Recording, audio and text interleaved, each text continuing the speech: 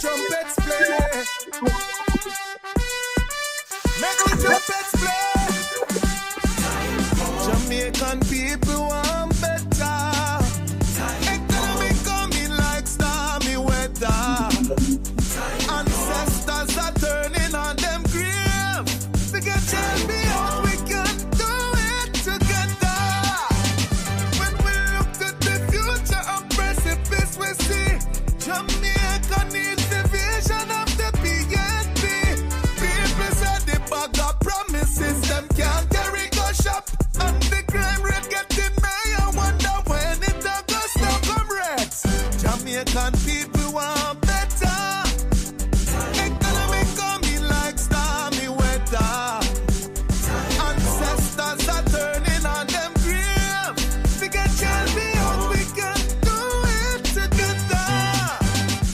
Prices are rising, the people are bad. All teachers and the nurse them gone. Can't have peace, blood are running on the streets. Police can't keep the youth them calm. 10 grand can't go a shop. The youth them can't see no future unless them a chop. Time a run out, we can't wait no more. Jamaica girl to nail, make we change the score. Time now, make we see a better future. Time now, when they talking of Jamaica. Jamaica too nice, we are do otherwise. Crime rate too high in the paradise. Price rise and we need food for our families. Time now for you improve our salaries. Time now we don't further delay.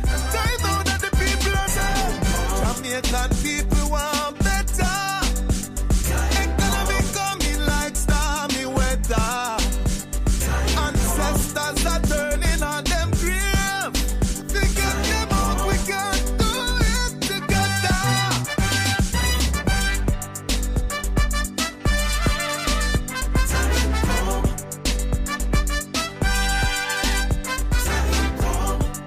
Make the trumpets play. Make the trumpets play.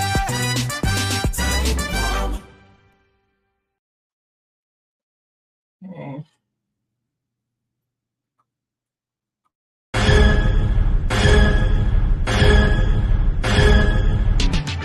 Jamaica Diaspora Crime Intervention and Prevention Task Force, in association with the Global Jamaican Diaspora Council, presents on the 26th of July 2024 Jamaicans and Friends of Jamaica.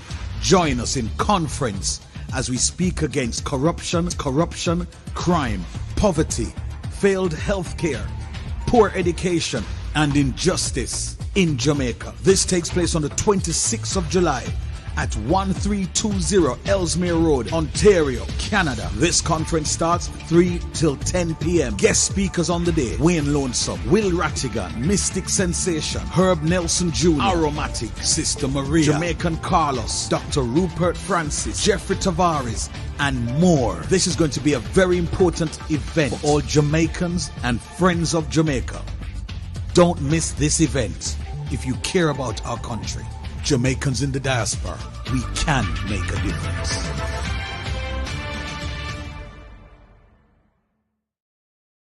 Hello, welcome. Happy Friday. Happy Friday to those in television land. Happy Friday to our silent supporters, and happy Friday to everyone in the chat.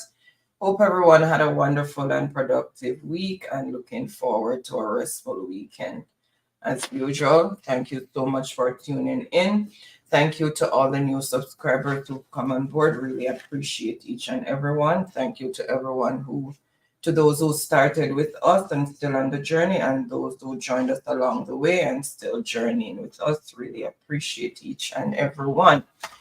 So, a bit of reminder for tomorrow's activities in Washington, D.C. So it's 11 a.m. to 4 p.m. at the Embassy of Jamaica at 1520 New Hampshire Avenue Northwest. So for the bus ride, DC bus ride departure locations and return, and let me just remove the logo so you can see the full phone number. So that's the number to call, 767-665-3377. And from Queens at 5 a.m., it's going to depart from the corner of Springfield Boulevard and Merrick Boulevard. So the corner of Springfield and Merrick Boulevard. And from Brooklyn, 6 a.m. departure. Utica Avenue or Eastern Parkway. And then New Jersey, 7 a.m. departure from Vince Lombardi Rest Stop. The exit is at 16 New Jersey Turnpike. And the final stop in Washington, D.C., 11 a.m. at the location 1520 New Hampshire Avenue, Northwest Washington, D.C. And returning, so the bus is going to depart from DC at 5:30 p.m. So make sure you note those times and try to be on time for those who are going to be utilizing the bus. And remember, the number is 767-665-3377. All right. Also remember to support Daisy Magazine at maxter.com/p/Daisy. So please go over there and show Daisy some love.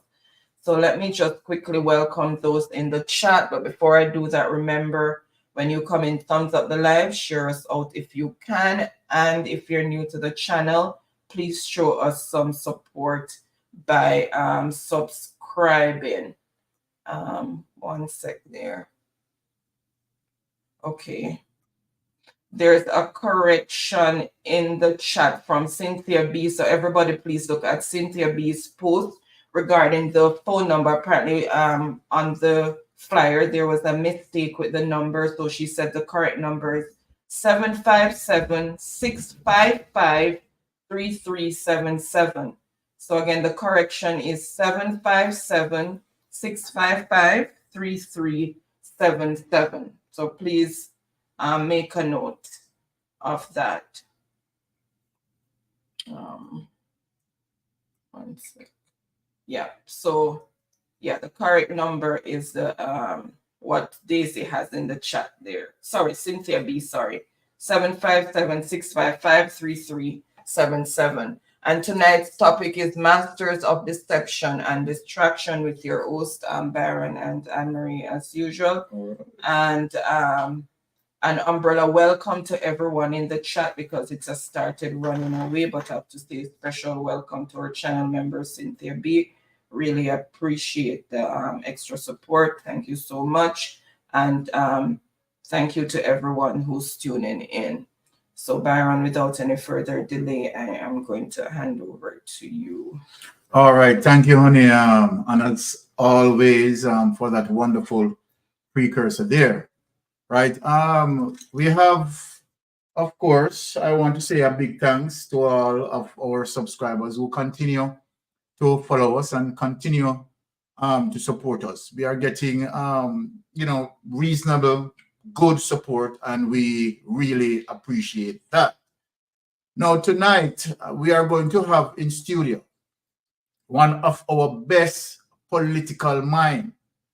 Right. And it is so wonderful to know that the People's National Party, right, pursuing these persons who are, extremely smart persons, right, and with good political will, right, and, having them, right, being embarked in the political atmosphere.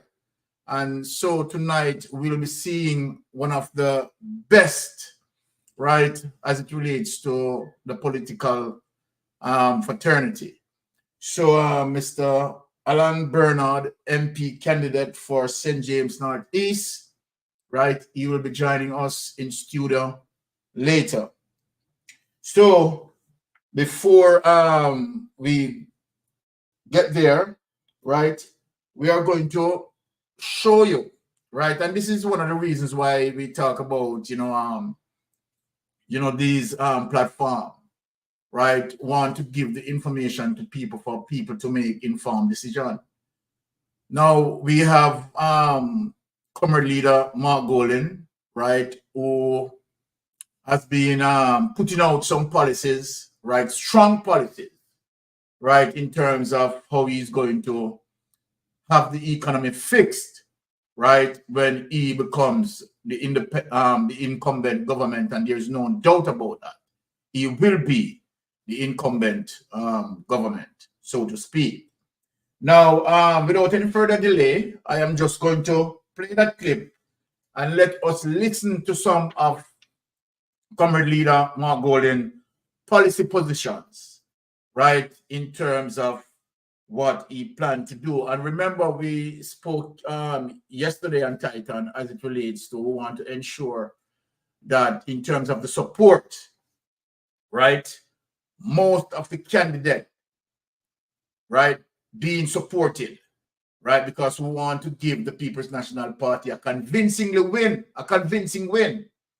And having them have a convincing win for general election, it simply means, of course, we can, pass policies, right, so that those policies can fix the economy, and some policies that, are not useful to the economy, we can definitely amend those, right? Now, we are going to get into Mark Golden and hear what Mark Golden has to say in terms of some of those policies, and really excellent policies Mark Golden is pushing out there. Without any delay, let us play this for the people so that they can hear, right, the policies that Mark Golden is bringing forward to the Jamaican people. So we just want to hear those policies for yourself. Okay, well, I'm looking for the video. I just want to say thanks for all the prayers and well wishes for my mom. She's doing much better day by day, not fully where she was before in terms of her functioning, but she's doing much, much better. So thank you guys. Yes. For all the well wishes. Of course.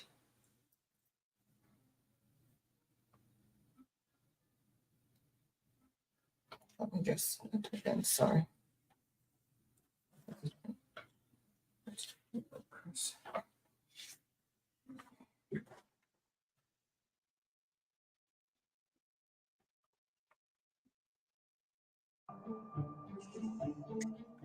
Mr. Speaker, we recognize that crime and other socially negative behaviors in Jamaica emerge from the imbalanced structure of our society. This is why we prioritize social justice and workers' rights as an essential part of the role of government.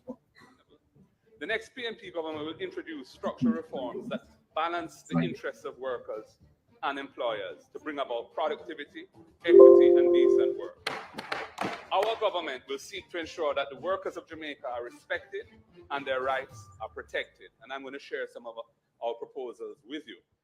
As I've said, we will approach all negotiations with the public sector workers and their representatives with respect, openness, and a spirit of partnership. We will enact comprehensive legislation to eliminate abusive contractual arrangements which circumvent employment rights right across the economy. The government is going through a slow and incremental process of eliminating this practice from the public sector. And it was thrust on the government by the ruling of the court, which affected security guards. But that is incrementalism and is not enough. Many, many workers outside of the government service, the public sector, are affected by this problem. We will ensure equal treatment of all workers, regardless of the legal form of their contracts.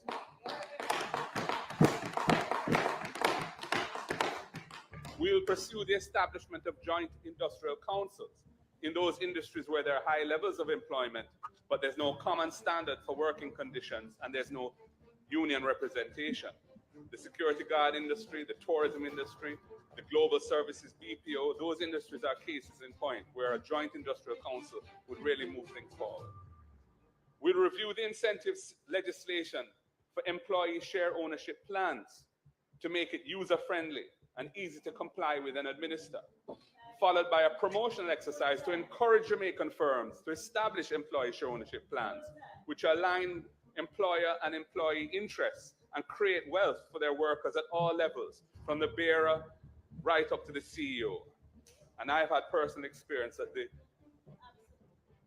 consistent empowerment and enrichment that workers can benefit from through employee share ownership plans.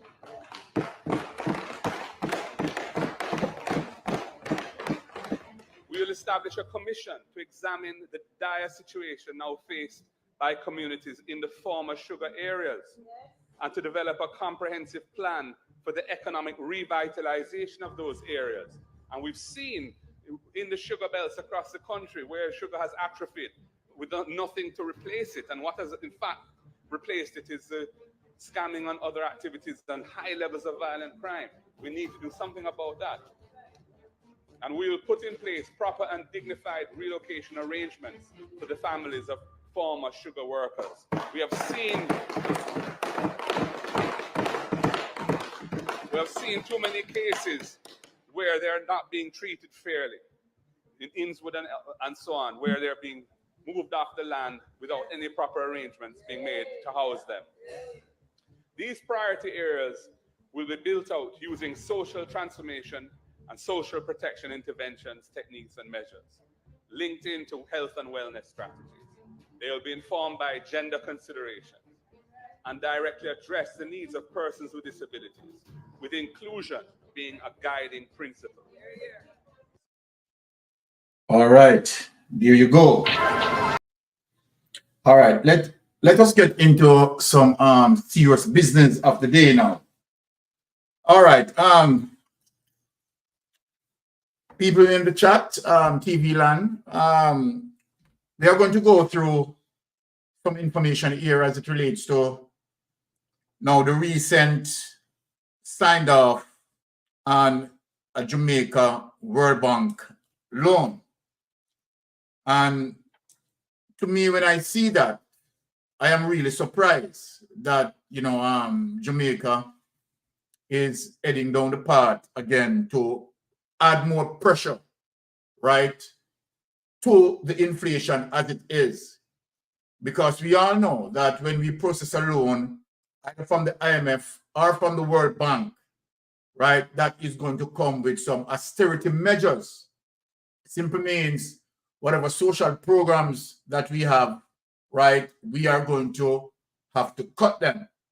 And I'm going to show you, right, signs of what start to transpire as it relates to signing off on the deal, right? So we are going to bring up that document and let us all peruse it. And I'm wondering in terms of, the Jamaican government, right? Because the issue here that we have is the situation that we need to produce more, right? Okay, all right. Of course. Yes, we need to produce much more, right? And so then we can be able to suffice as it relates to our loans and so forth, right? Now, the thing is, I just want to just read through that document. We have Mr. Allen here. And before we get to Mr. Allen, we are going to just read the document, and we're going to come back at the document, at that information. So let us put up this document for people to see what is happening. All right, without any delay of this posting.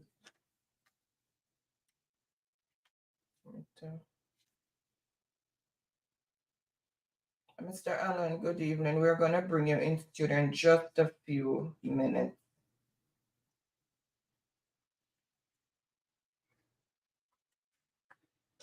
All right. So let us quickly peruse this, and then we will bring Mr. Allen in studio. Jamaica and World Bank sign loan deal for unemployment insurance scheme. What they signed the deal for? Unemployment insurance scheme. Published Thursday, June 13, 2024. Right? There it is.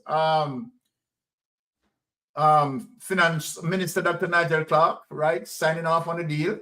The government has signed a 20 million loan agreement with the World Bank for a project that will see the establishment of a national unemployment insurance scheme. Now, it is a part of the social protection for increased resilience and opportunities spiral project. The agreement was signed at the Finance Ministry on June 11. In his remarks, Finance Minister Dr. Nigel Clark said Gaps have been identified in Jamaica's social protection system, resulting in the launch of the Social Pension Program in 2021, which has approximately 14,000 beneficiaries to date. He further explained that the COVID-19 experience and the economic and social impact from the loss of jobs were clear indicators that Jamaica needed to establish an unemployment insurance scheme. The government is focused on improving the social safety net and providing for the most vulnerable members of our society, including those who may not be vulnerable today, but who can become vulnerable because they become unemployed, Clark said. World Bank Country Director Lila Gornisiuk said Spyro will support major changes in Jamaica's social protection system. We are especially looking forward to the strengthening of the social protection delivery system, which include the development of integrated, interoperable, and risk-informed social protection information system that will revolutionize the implementation of social assistance programs in Jamaica, she said.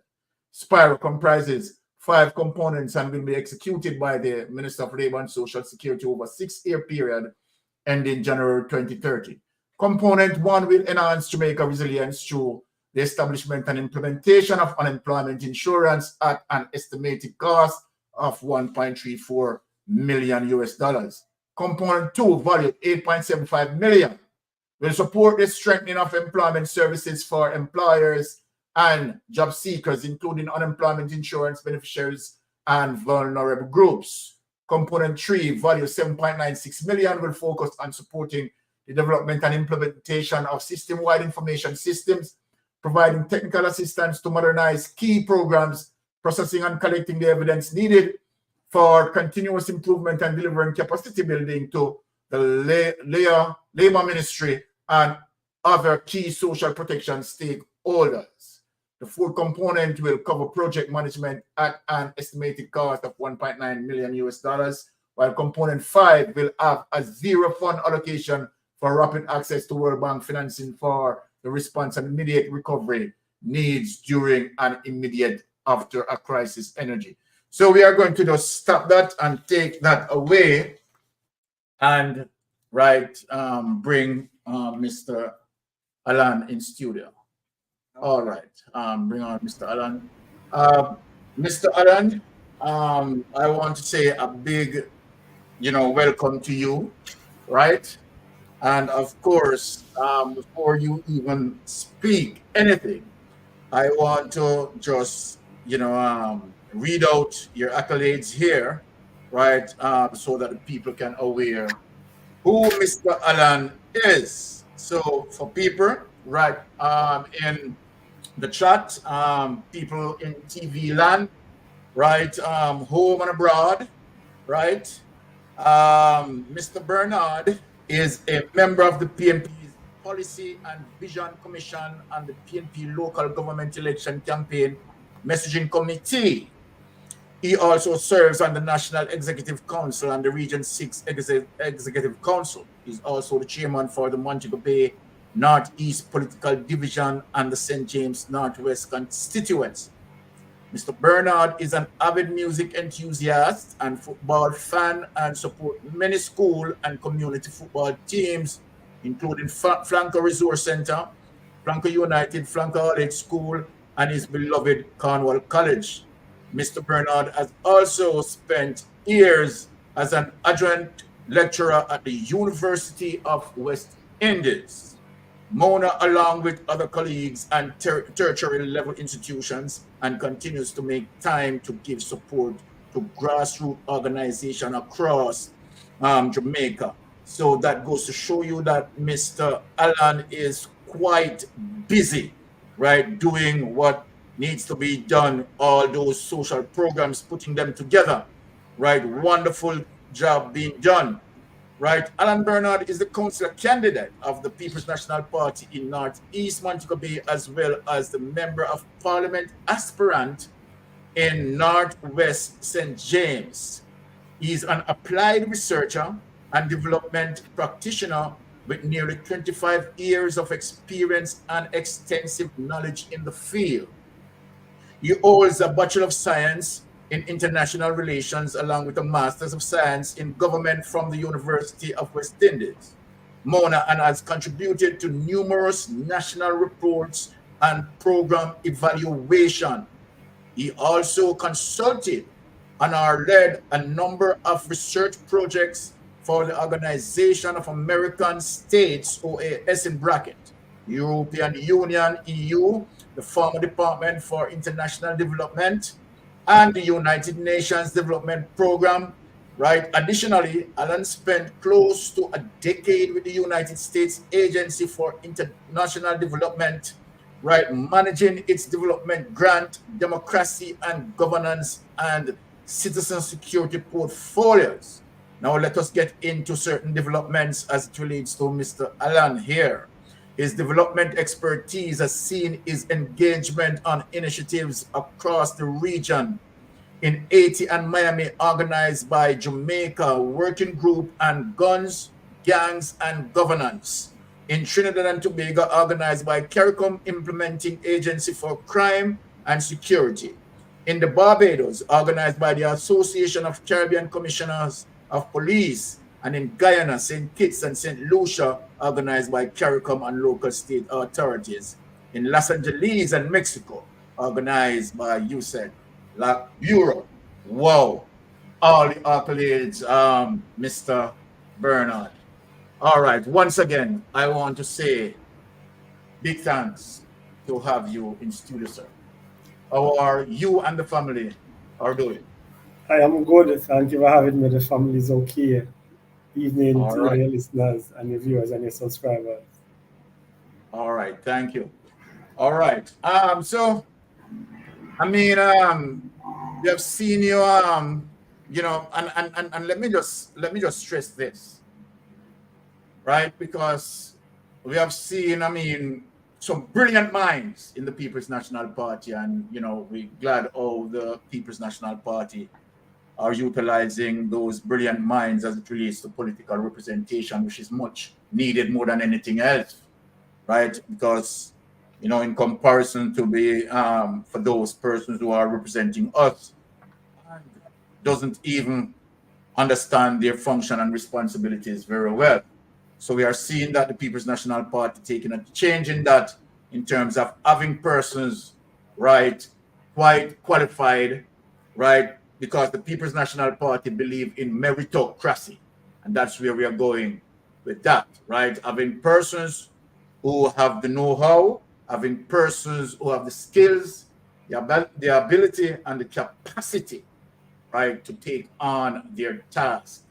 And so that's a well-done job by the People's National Party, seeking good governance through the means of these persons who are representing us, right, who have the means and the capacity to do that. So, Mr. Bernard, let me just take you to your first question. Having such a rich academic background, what are some of the issues that influence your decision in becoming a politician? Before I answer, I just want to come in on your summation just now, you know, Thank because you. I think they use a couple of words that you'll hear me use over and over again in this conversation, you know, good governance, competencies. And I think the PNP is doing just that. The PNP has always been at the forefront of identifying candidates for representational politics that bring these capacity, bring these credentials. But I'm happy that you sum it up like that, because you will see that in a conversation that I will have with you, those issues will come up quite regular for discussions. And you know, these are very, I would say, topical issues, but they've always been part and parcel of what the PNP puts forward as good governance and the governance that the people of Jamaica need. But just to go back to your question quickly about my background in the academy and that influence in terms of me becoming a politician. I wanted to just break up that in two. You know, in the first instance, in the academy, we spend a lot of time, well, in the department of government, where I actually spend a lot of time, at the University of West Indies Muna campus, we oftentimes discuss that a terminology we call praxis, and many people who would have come out of the 70s and come into the 80s, I would have inherited that conversation in the 90s, where we still were attempting, and praxis as defined generically is really the distinction or distinguishing between theory and practice. But when you start to have those conversations in the academy, in the U in particular, you kind of start to take it a little bit differently. You want to see where the two meet. And so from an academic standpoint, having spent a lot of time in the academy, we challenge ourselves to utilize all of this information, these principles, these theories, and these practices, but try to bring them where the two meet. And that's how we discuss praxis. So it is, again, as you so aptly surmise, we trying to bring the capabilities, the competencies, the knowledge. People often categorize the university as this ivory tower, very detached from the real world. And I think my attempt or my sojourn is trying to make this make a lot of sense. Yes, the university have its place. And yes, at times it might be accused of being the ivory tower. But when you take that decision to really bring the theory and the practice together and find that point where they meet, I think good things will happen. So I think the PNP as a party has really done a lot to ensure that vast amount of experience and knowledge is brought to the political fore. The other point I want to take up with you and probably take it to task on this is how you phrase that about me trying to become a politician. I want to say something about that. Okay. And because you and I know the conversations around politicians, as nuanced as it be, and we must accept certain kind of conversations after will come to the fore once you mention politician. The better view for me is my entrance into representational politics. I like that. Well, and that is better phrased. I prefer that. But I'll accept the conversation, but I will prefer to talk about my entrance into representational politics as opposed to me becoming a politician. And Alan, I'm sorry to cut you, but I'm glad how you make a difference there. It's just not the regular politician. You talk about representational politics. So your point and your essence is all about representation. So go on. It is. And again, I will take any accusation of me being, politically naive, but it is. It is really wanting to provide quality representation. So having said all of that, and I'm really trying to answer your question in less than a roundabout way. But again, being a recovering academic, you can't get out of it sometimes. Yeah, and we are following you. Right. So in essence, yes, my entry into representational politics really is something that is influenced by these ideas that I hold. And what really are these ideals we're talking about? We're talking about, as you said, good governance practices. It is really a quest to, one, uphold the rule of law, two, to ensure that the human rights for everyone is observed, and three, is to really promote the highest levels of accountability and integrity in this process. And having understood those from an academic standpoint, having looked at how these ensure good governance practice all over, I enter the fray to present that kind of a representation.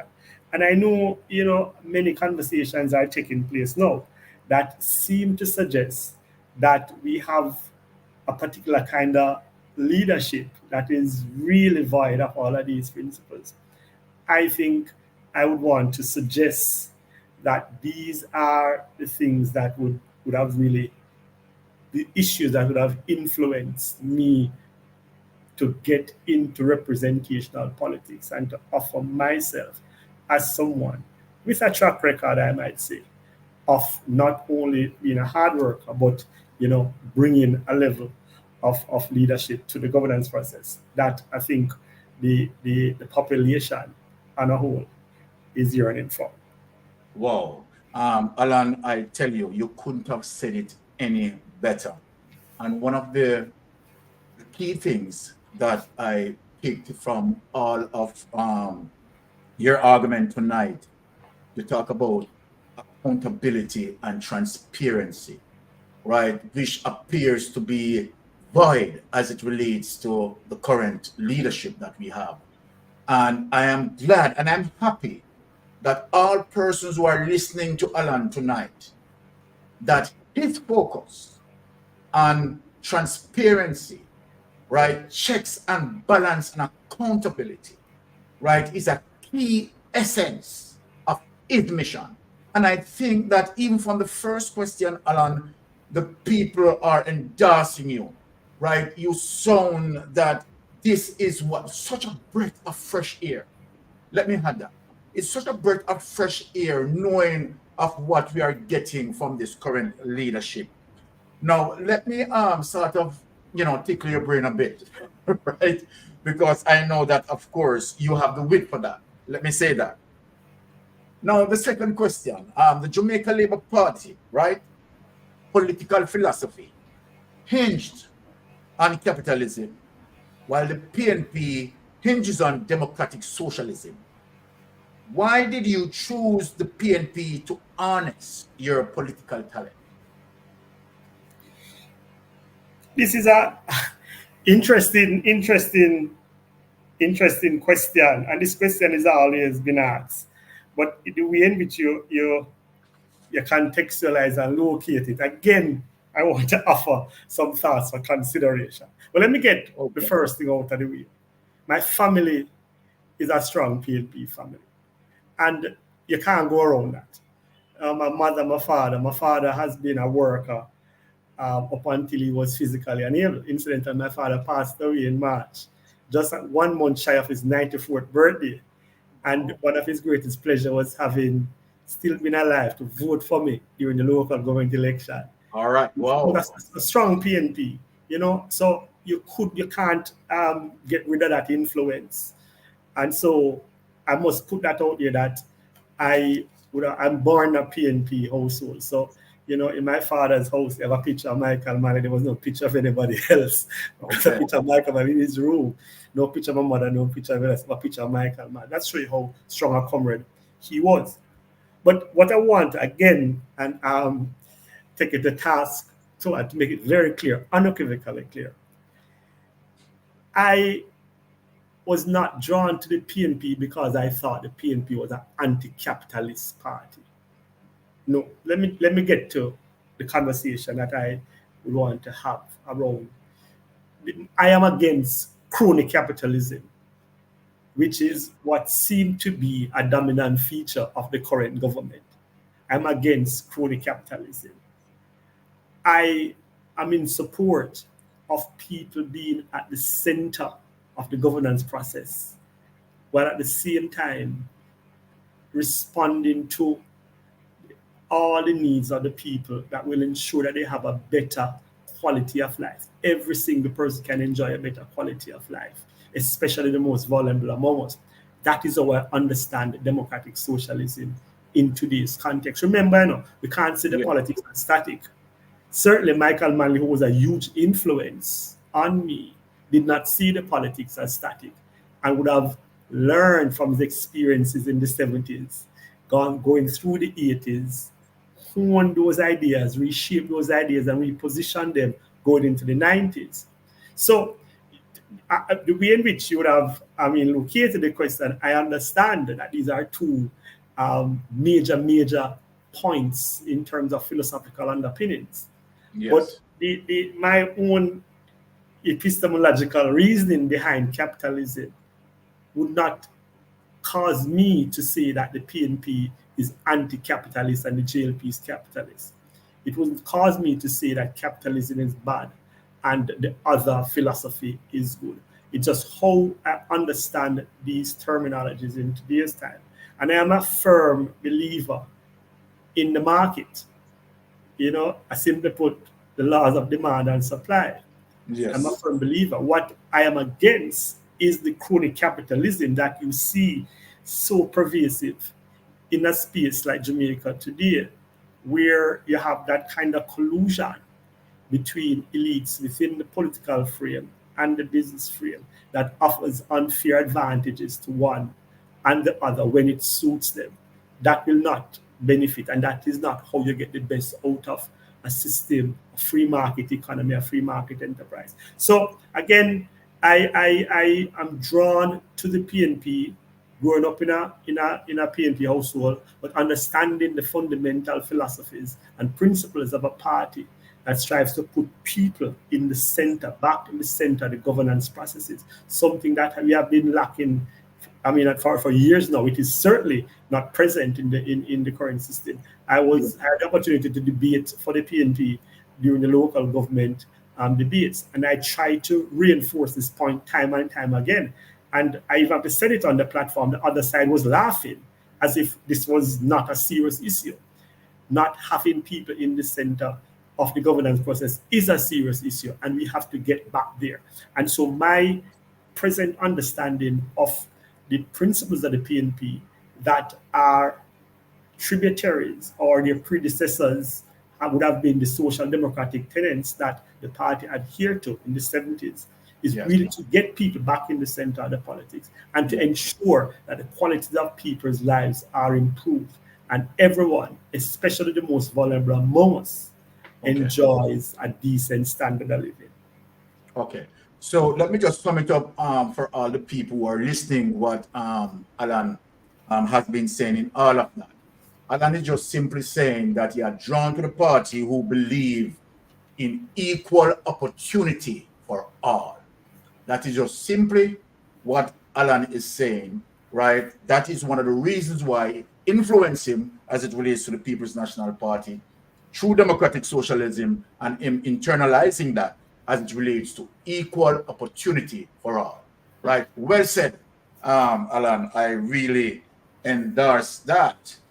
All right. We are seeing that you're very busy. A lot of social programs, and you get into that space because, of course, that intervention is needed. And so then it goes to the third question. You have led a series of research projects for various organizations, both home and foreign, and particularly engaged into factors addressing guns, gangs, and governance. What are the objectives you intended to achieve addressing those three areas, sir? These are some very, again, a lot of these engagements in the initial instance were really looking at a higher level outcome, but when we look at how you operationalize that, you have to bring it down a notch and you start to think about some achieving some useful outputs through some activities. Yes. So where it is that I come off in a broader summary of all of these engagements was on three fronts. The first instance, there was a need, and again, these are all citizen security related and in a very broad sense. So in the first instance, a lot of what I did was work closely to improve relationship between people and law enforcement. I also engaged in a particular space to build capacity of institutions that would have the responsibility to improve relationship between citizens and law enforcement. And thirdly, again, the high level outputs, we break them down. And so what we try to do is to build more sustainable communities, to give community agency. So in effect then, at an activity level, and again, there's a lot that we left unsaid until we get another opportunity. But at an activity level, we spend a lot of time building out what we call a community policing program. and a lot of what we would have done, some of it was shelved, and others of it, was either gutted or stalled. So improve community policing relation.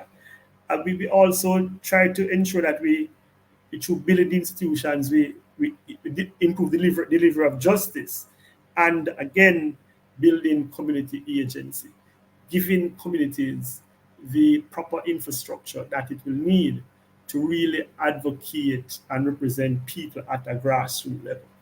All of this is really in trying to get this improves in security, broadly speaking. But certainly, we had hope that you invite me back here to spend some more time to look at these things individually and to see how they were done, and look at some of the successes that we have had, and look at some of the ways in which some of these successes were reversed by even the current administration in terms of their own take, for example, on how to build safer communities.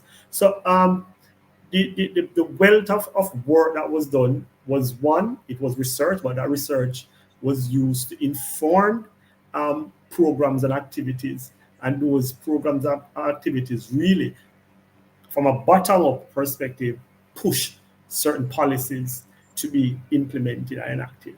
So that was the broad gamut of that work that was done over a period of time, long period of time. But again, at another point, we will invite you back and we'll talk about one of these or two of these specifically, where we can spend some more time to look at some of the microcosms or some of the smaller components of these broad programs and initiatives. All right. Let me just dig up just a little bit deeper under the surface here in terms of one of the components as it relates to community policing. Because in general terms, we have seen that community policing lack throughout Jamaica society, right? And I think that community policing would be very much effective as it relates to that sort of social interaction with the police and people from the community. And I think that in essence, will have a better approach in dealing with crime. So let me ask you, if you become the incumbent member of parliament, would community policing, particularly community policing, would be one of the mediums that you are going to drive? I would strongly promote and push that. Again, prior to this administration, the previous PNP administration had a very sophisticated understanding and embarked on a number of initiatives, especially under the Unite for Change program, that really reinforced the importance of community policing. Where I think there's a misunderstanding of how this works, the first thing is that it's not mainstream, because we believe community policing is one or two police working or engaging with citizens, when it's actually not. It's really a philosophy or a kind of practice that permeates the entire law enforcement unit, regardless of the division that you're a part of, regardless of the formation that you're a part of, but you have to carry particular practice. And I mean, at a very fundamental basis, it is how you interact and engage, because that interaction and engage will ensure that you get the assistance that you need to really carry out proper and effective law enforcement measures. That's one. Secondly, and again, importantly, and from the community side, how it is that community policing is understood is the police do some activities and citizen support, or citizens do some activities and police support. Those are police activities supported by citizens, or citizens' activities supported by police. But that in itself is not the community policing we're looking for. The community policing is really a sit down, a come together of those minds from law enforcement, from the community and its stakeholders. And they sit and plan an activity together and execute together and monitor together and come back and improve on that based on the results together. And so that is a totally different and it's a more systematic approach, as you notice. It has to be evidence-based, and no doubt it has to be resourced. But what is needed at this time is that, and again, we have the evidence now, we have the material, the police have the training, communities know of this practice, but again, we are here in Jamaica and we are chasing reduction in figures. A reduction in figures does not necessarily translate itself to people feeling safer and more secure. That's a longer term process. And while a reduction in figures is acceptable, you have to go further before you will get people to feel safe, secure, and then begin to trust more institutions, including the police. Because the police is part and parcel of a broader criminal justice framework, and all of them have to work together if we want to make this place more safe and more secure for its citizens. Wow, people, what I want you to do, right, is take in food for thought coming from Alan Bernard. And let me say this, I'm going to say this straight out. Make sure, Jamaican people, home and abroad, that when we have a candidate for MP like Alan Bernard, right, we need to make sure that this brain power, right, put in Parliament, right? So what I'm saying to you, remember that coming general election, right, make sure that we want, right, this brain power, right, in our Parliament to work for us. We want people with the capacity, with the range, the tenacity, right, and the know-how, right, to get into the sciences, right, and definitely do the work, right? I mean, it's amazing. And, you know, this is what I really love in terms of the People's National Party finding the right candidate and putting them together. Right. So let me just go to my next question here. Right. And you know what? This is getting to the art of good governance. And this has now becomes a very serious issue as it relates to my next question. Right? Now, it is quite apparent as it relates to, you know, where we want to go, right? Where you have honesty, integrity, accountability, transparency, which beg me for my next question. Alan, a prime minister who is unable to have his statutory declaration certified going 3 consecutive years, do you believe that he or she should be allowed to continue in office?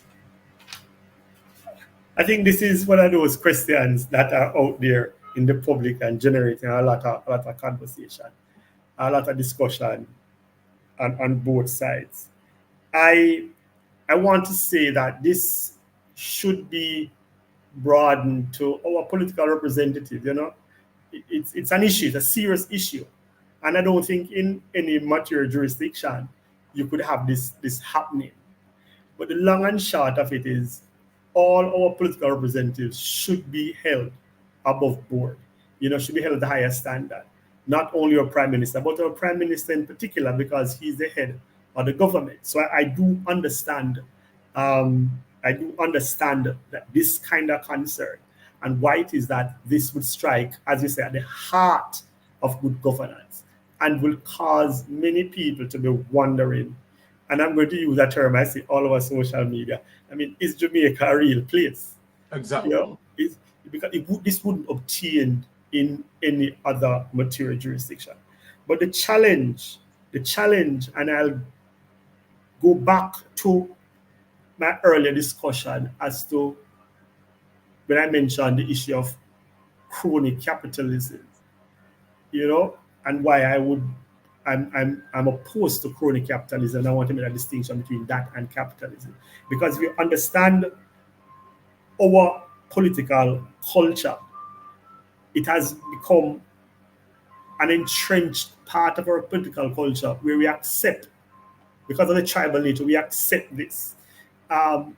Why again, as I said earlier, people are not in the center of the politics. So a lot of people, in my mind, and I'm talking generally about the politics now, not necessarily about the prime minister, but when these politicians are accused of these kind of indiscretions, you don't have the kind of uproar you have because of what obtains your political culture. And it leaves you to make the question, is it because a lot more people are benefiting from their actions? So it's a very hotly debated topic, but I think it has to be debated in the broader context of how this political culture managed to allow these things to happen, with impunity. You'll find people, and I mean, you'll hear people either skirting the issue, you'll hear people justifying the issue, you'll hear people excusing it. Okay, so what? He's doing this or he's doing that, so what? And that again has to do with how we appreciate how the system works. And again, the point you're making, I just started the conversation with, or challenge with good governance practices and how it is that people are held accountable. I am certain that if you dig down into any kind of study that examines this kind of political culture, you'll hear it. If you come to Jamaica, you'll hear it. It's just so things go. Those kind of conversations you'll be hearing. So because, again, people are excluded from the process, the mechanisms to hold one accountable are just not there. Most things become a 9-day wonder. You just move on to the next one. And these things will allow for a prime minister, for example, to not declare the statutory declarations for more than 3 years. And you're not finding the outcry. It's just not there. You're not hearing the outcry. You'll hear some of our more sober voices, including some of the voices that lead mainstream media, will say, okay, he submitted, it's the inquiry commission that needs to respond. And a whole heap of things. No, never mind that there was a case where it wasn't that the prime minister wasn't found guilty, but it was that a time has elapsed. And so they couldn't prosecute anymore, and they said, make it slide. These are just some, again, it's part and parcel of this political culture that was created because people are not at the center and because the accountability measures, the measures to hold people accountable, those agencies are not straightened. They're either gutted or they're some way, politicized. Okay, so let me just give you another question right off the bat. Because what I'm getting from you there, right, is the situation as it relates to a paradigm shift needed to be done.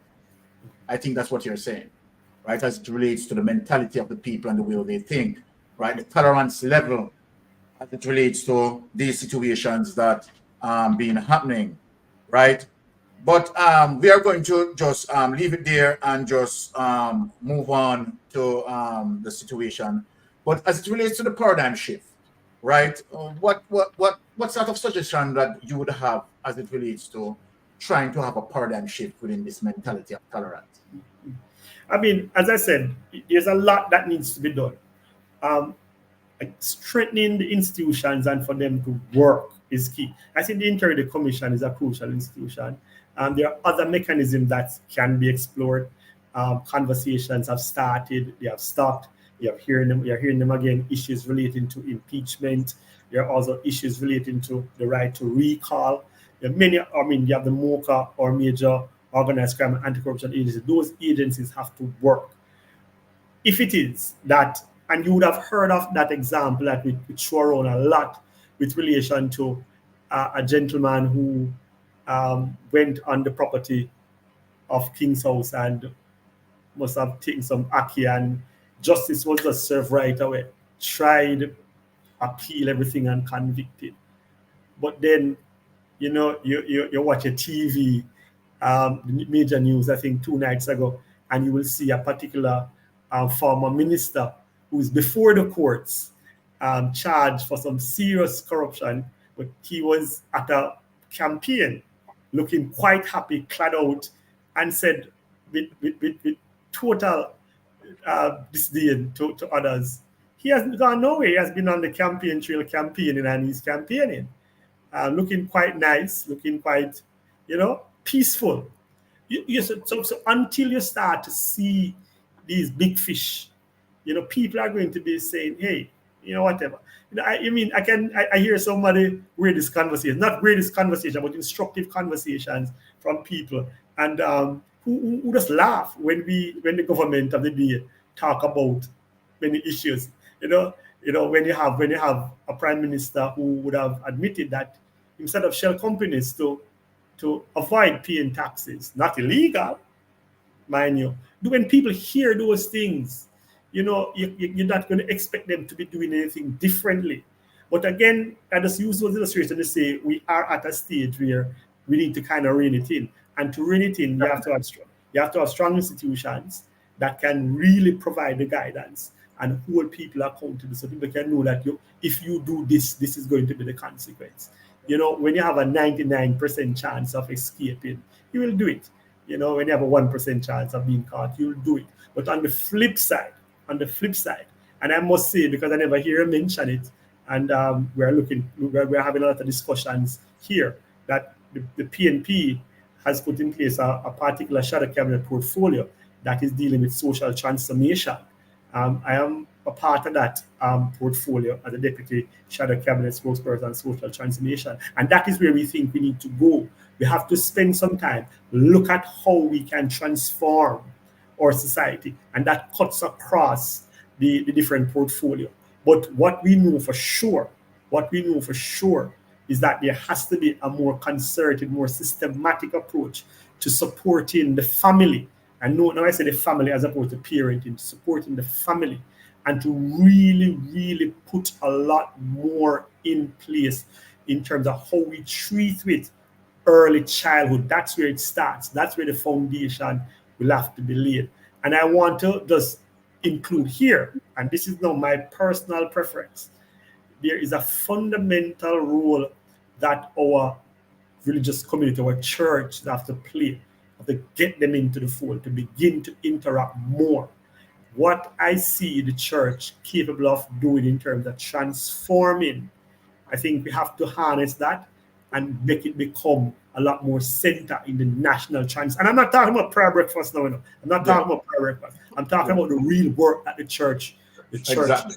Real work, and that has to be harnessed. So Exactly. that whole transformation will have to be a part and parcel of all the portfolios, cuts across all the portfolios. But again, family, early childhood, role of the church, key to that transformation. As I know I said a lot in terms of the response, but that's we are following you. That's on the one hand, and then the other side is to ensure that we have those institutions in place, properly resourced, void of any kind of interference from the political fray, and for them to be holding accountable, for them to be monitoring and enforcing, so we can bring those two together. And I think over time we will get that. But holding those big fish is a start. Have to hold some of those big fish. Exactly, and I'm glad that you are offering solutions, which is very, very, very, very good. We are going to travel in a little bit of some turbulence here, right? So for the next few questions. Now, let me ask you, Sir Alan, where nepotism, cronyism, and other unethical behavior may induce within our politics, do you believe an impeachment act must be entrenched in our constitution? That the impeachment act is one tool in that toolkit. Certainly, the combination with that and the right to recall and with all the other key institutions, I think those are needed. A lot more discussions will need to be had around them. But again, these are all staple in a good governance framework. It's those. I wouldn't want to suggest that you try to have a system that doesn't spend the time to better understand the conditions under which one can be recalled or the conditions under which one is impeached. Those have to be looked at clearly, but certainly those need to be in the mix. Again, we have a lot of institutions and a lot of I would say, legislations that can also be utilized. Just to get back to the first question, connect with this, and we're trying to understand about declarations, and now we're trying to talk about tourism. We have a law in the book for ages now, illicit enrichment, and we just need to begin to develop the expertise. I think we have both in the investigative side and in the prosecutory side. But there's just too much of a collusion between the political elite and the other elites that have the responsibility to hold people accountable. I think all of this is what we can call organized criminality is so pervasive. It's not difficult to see how it can creep in to prevent certain things from happening, meaning certain people from being held to account. So yes, a lot of discussions will be had. I can guarantee you that in relation to an impeachment bill and even right to recall. There are other, again, these are two tools in that broad good governance toolkit, and there are others that will be explored as we go along, because it's the one thing I can say to you is that the PNP under Mark Golding is committed to bringing back good governance. Exactly. In this process, we have seen what the trend is here. Wanton, reckless disregard for the Constitution, undermining serious institutions, important institutions. I don't know when last. At one point, MOCA was very active. It's no longer an active organization. There's so much work for that organization to do. I'm not sure what is happening, but it has gone silent. The Inter Commission has come under attack in some very blatant ways. You wonder if Jamaica is a real place, and then we know what is happening with all the other agencies out there that are a part of this anti-corruption framework. You see the attacks on the Accountant General, and you're saying the Auditor General, and you're asking how can these things allow to happen? You see what has happened to the political ombudsman, and that they have actually put that office under the EOJ. That again, you can see the moves to really and truly undermine good governance in this country. And I'm saying that the PNP under Mark Golding is destined to reverse that and to bring back those important principles at the center of our governance practices. Yes, I am so happy that you say that, Alan. One of the things that I got from all of what you are saying there, right, is the issue of enforcement.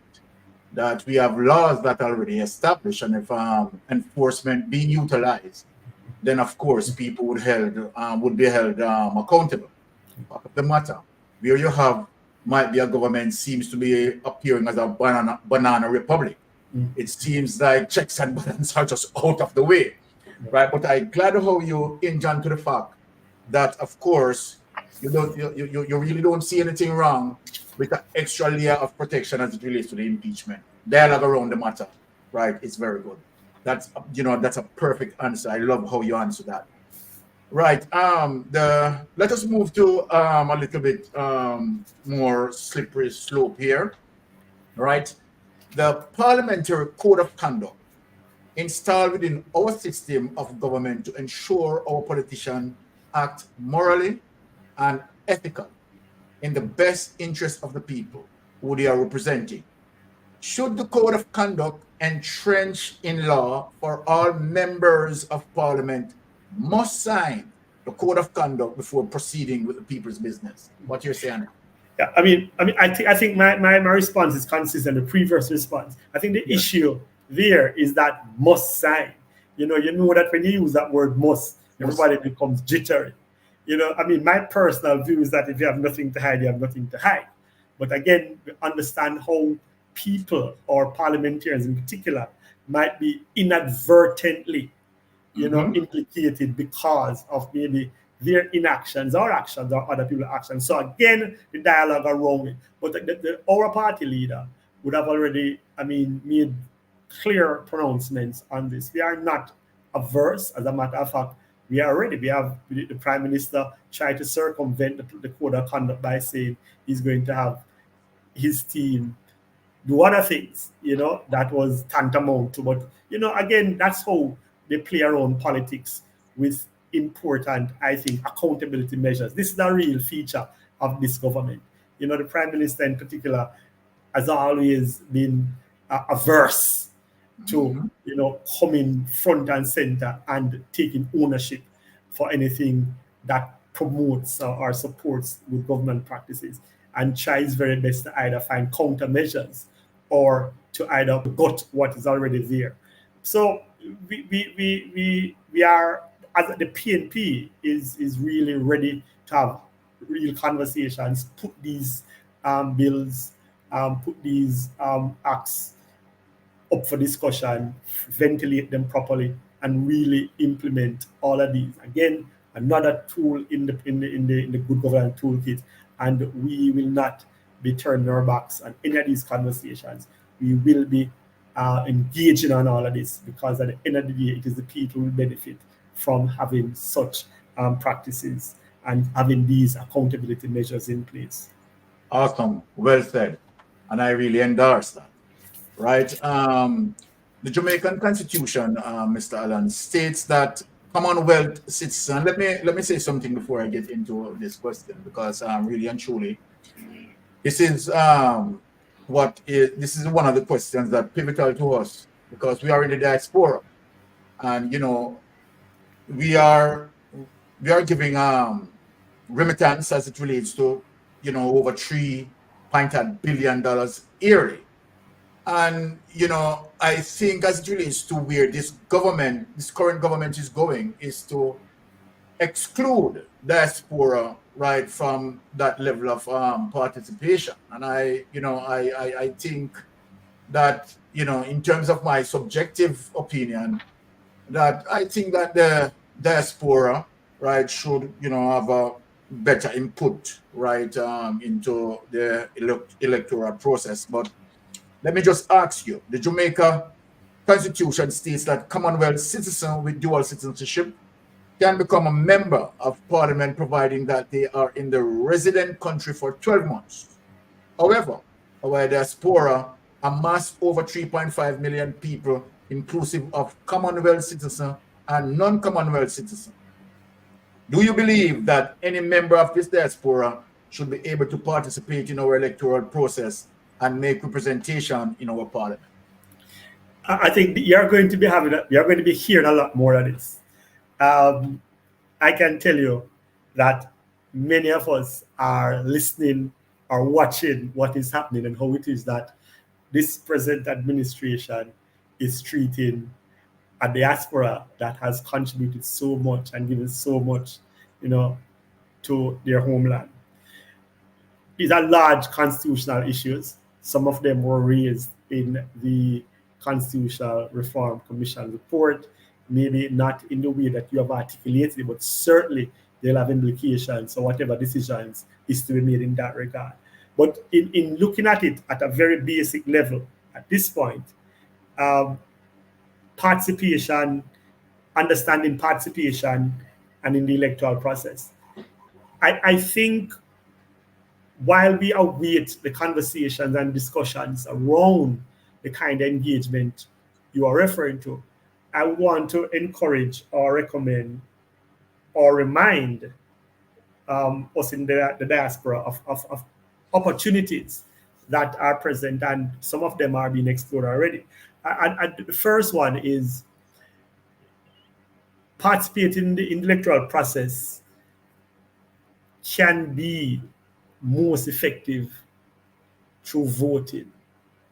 Many persons living in the diaspora are still Jamaicans, are still on the voters list, come home quite regularly to spend time to support family, to support business they might have established here.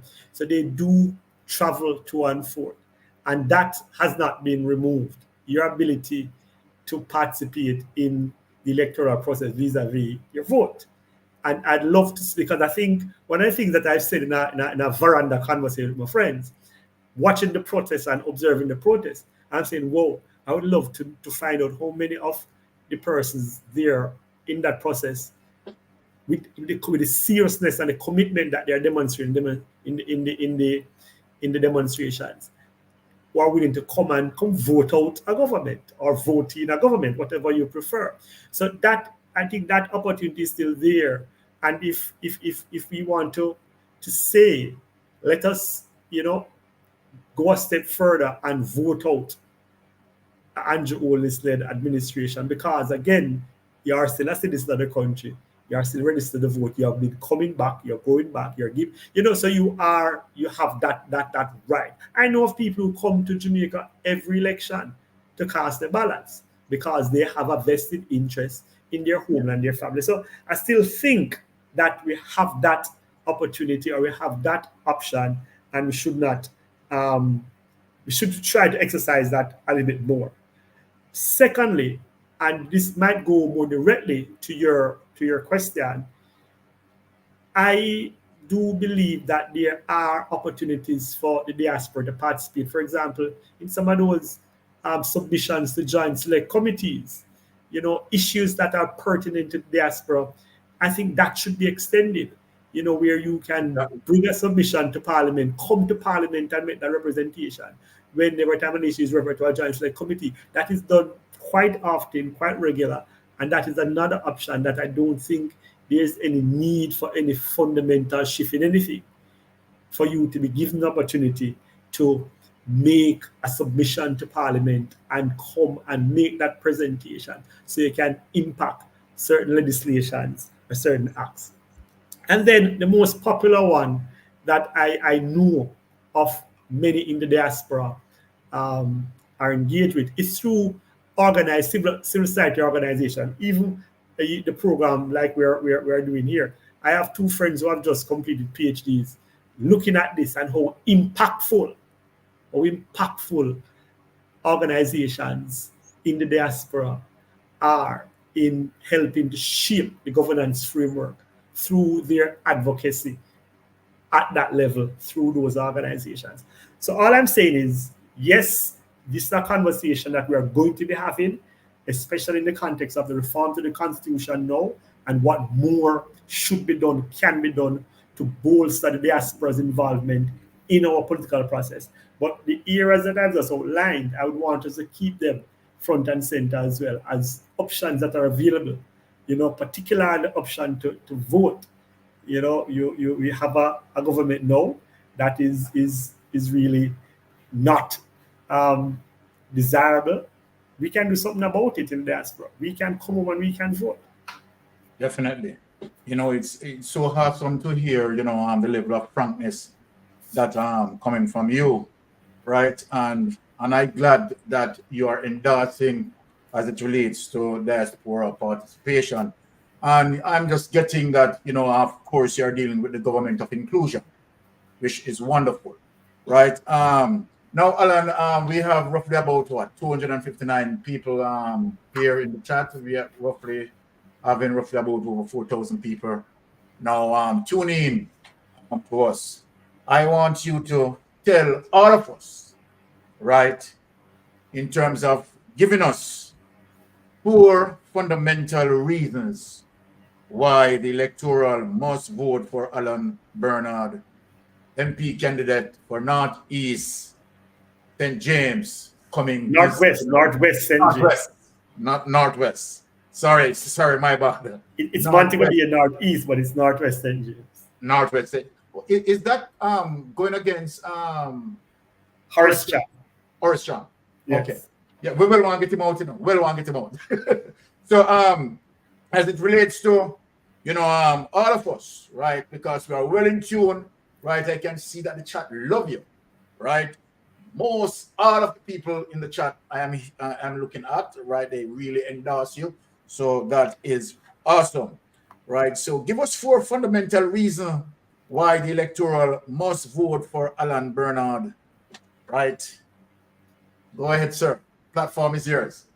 I will leave you to determine what fundamental means. I will say 4 things. 4 things. Okay. We'll determine if they're fundamental or not. But I want to say pivotally important society. I competed in the local government election, and throughout my campaign, I campaigned on being a good youth. A good youth. I do the thing simply because it's the right thing to do. I was not victorious. When I did the review afterwards, most people are saying, Alan, listen man, this electorate no want no good youth. They don't want no good youth. They want a politician. And I listened and I accepted their assessment. But my position doesn't change. I'm coming back to the electorate a second time. And I'm saying to the electorate a second time, what we need is not a politician. You want someone in representational politics who will do the right thing simply because it's the right thing to do. And so that's my first point. I am coming back and I'm still that good youth. And I still want to do the things because they're the right things to do. And that is how I want to be in representational politics. That is the kind of representation I would like to offer. You would have read earlier a part of a bio. I mean, when you read that bio, I was saying to myself, whoa, I want to hear what I have to say. You know, when you read that bio. But the bio is my second reason. I have done a lot. I have spent a lot of years honing a particular set of skills. And those skills, I have used them to transform, to empower, to develop, you know, to really, really make people's lives better at all levels. And I'm coming again to the elector with these skills, asking for opportunity to utilize them on a different level so we can even have a greater impact than I would have had when I was engaged in civil society or when I was engaged in development work for different multilateral partners. So that's my second reason. I do have the competencies, I do have the skills. My third reason, and this is something that my sister and I, who is my biggest supporter, you know, always talk to me about, which is my work ethic. I work extremely hard. And once I commit to the work, it is going to get done. I've never left a job undone. Never, ever in my life. And I don't intend to come to representational politics and leave any of my tasks undone. I work hard. I work hard within and without politics. And I will continue to work hard within and without politics. My final reason is just my base principle. I spent some time in South Africa. I did some studies down there. I did some work down there. And I came to know of the principle Ubuntu. I'm not sure if you're familiar with that principle of Ubuntu, but it's really an appreciation for the humanity of others. Just recently, we had our Women's Movement Conference in St. James. As the candidate for Northwest St. James, I hosted the conference. And I wasn't in charge of that, but I hosted it. And I was there, you know, from early, and it started late, as with all conferences that I attended, but I was there before anybody. And I was having a conversation with my colleague, Comrade Heather Miller Bennett, who is the caretaker of Western Hanover. And I was saying to her, I have never been late for anything, and I can't be late for anything. And she said to me, this is what she said to me. I said, Alan, you know why you're never late and you can't be late? It's because you care for the people and you don't want to disappoint them. And I am coming to the people, standing on that principle of Ubuntu. And I am coming to the people, and I'm hoping that people will share Comrade Heather Miller Bennett's position, that it's because you care, and it's because you do not want to disappoint people, that we want someone like you in representational politics. That was Comrade Heather Miller's word. And I'm hoping that the electorate will choose someone like me for representational politics who cares and will not never want to disappoint or never let down the people. So those are my reasons. I'm not sure if they're fundamental, but I will go to the electorate on these principles, and I will continue to work as hard as I have been, and even harder, to see that Northwest St. James be in the PNP's column, and that I'll be given a chance to become the Member of Parliament, the people of Northwest St. James. Thank you so much, Mr. Bernard. And just let me say something here. We all have listened to Mr. Bernard, quite articulate, and the essence of his mission is good governance. Now, and I am saying to all of us, right, that if we are grasping for good governance, I am saying to you all, make sure that we are supporting Alan as it relates to good governance.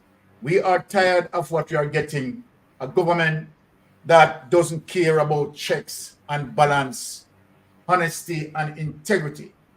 And so then if we want to have that right change, here is Mr.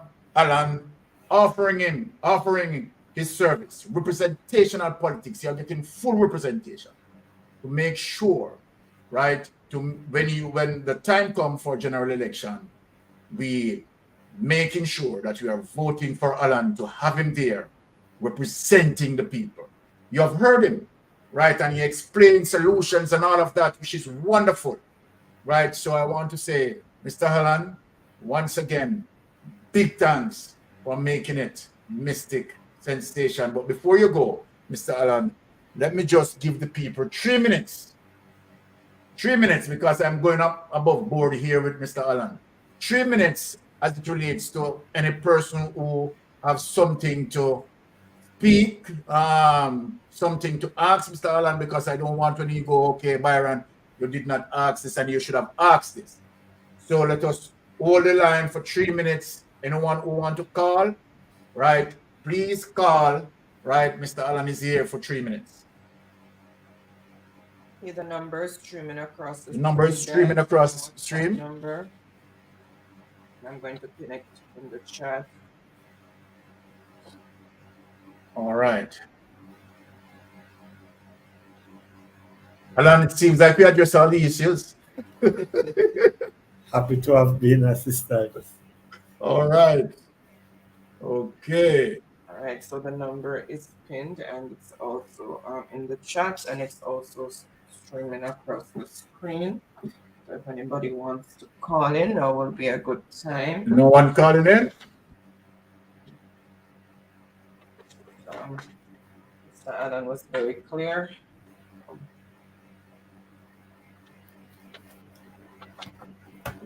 Okay, let me see what you do.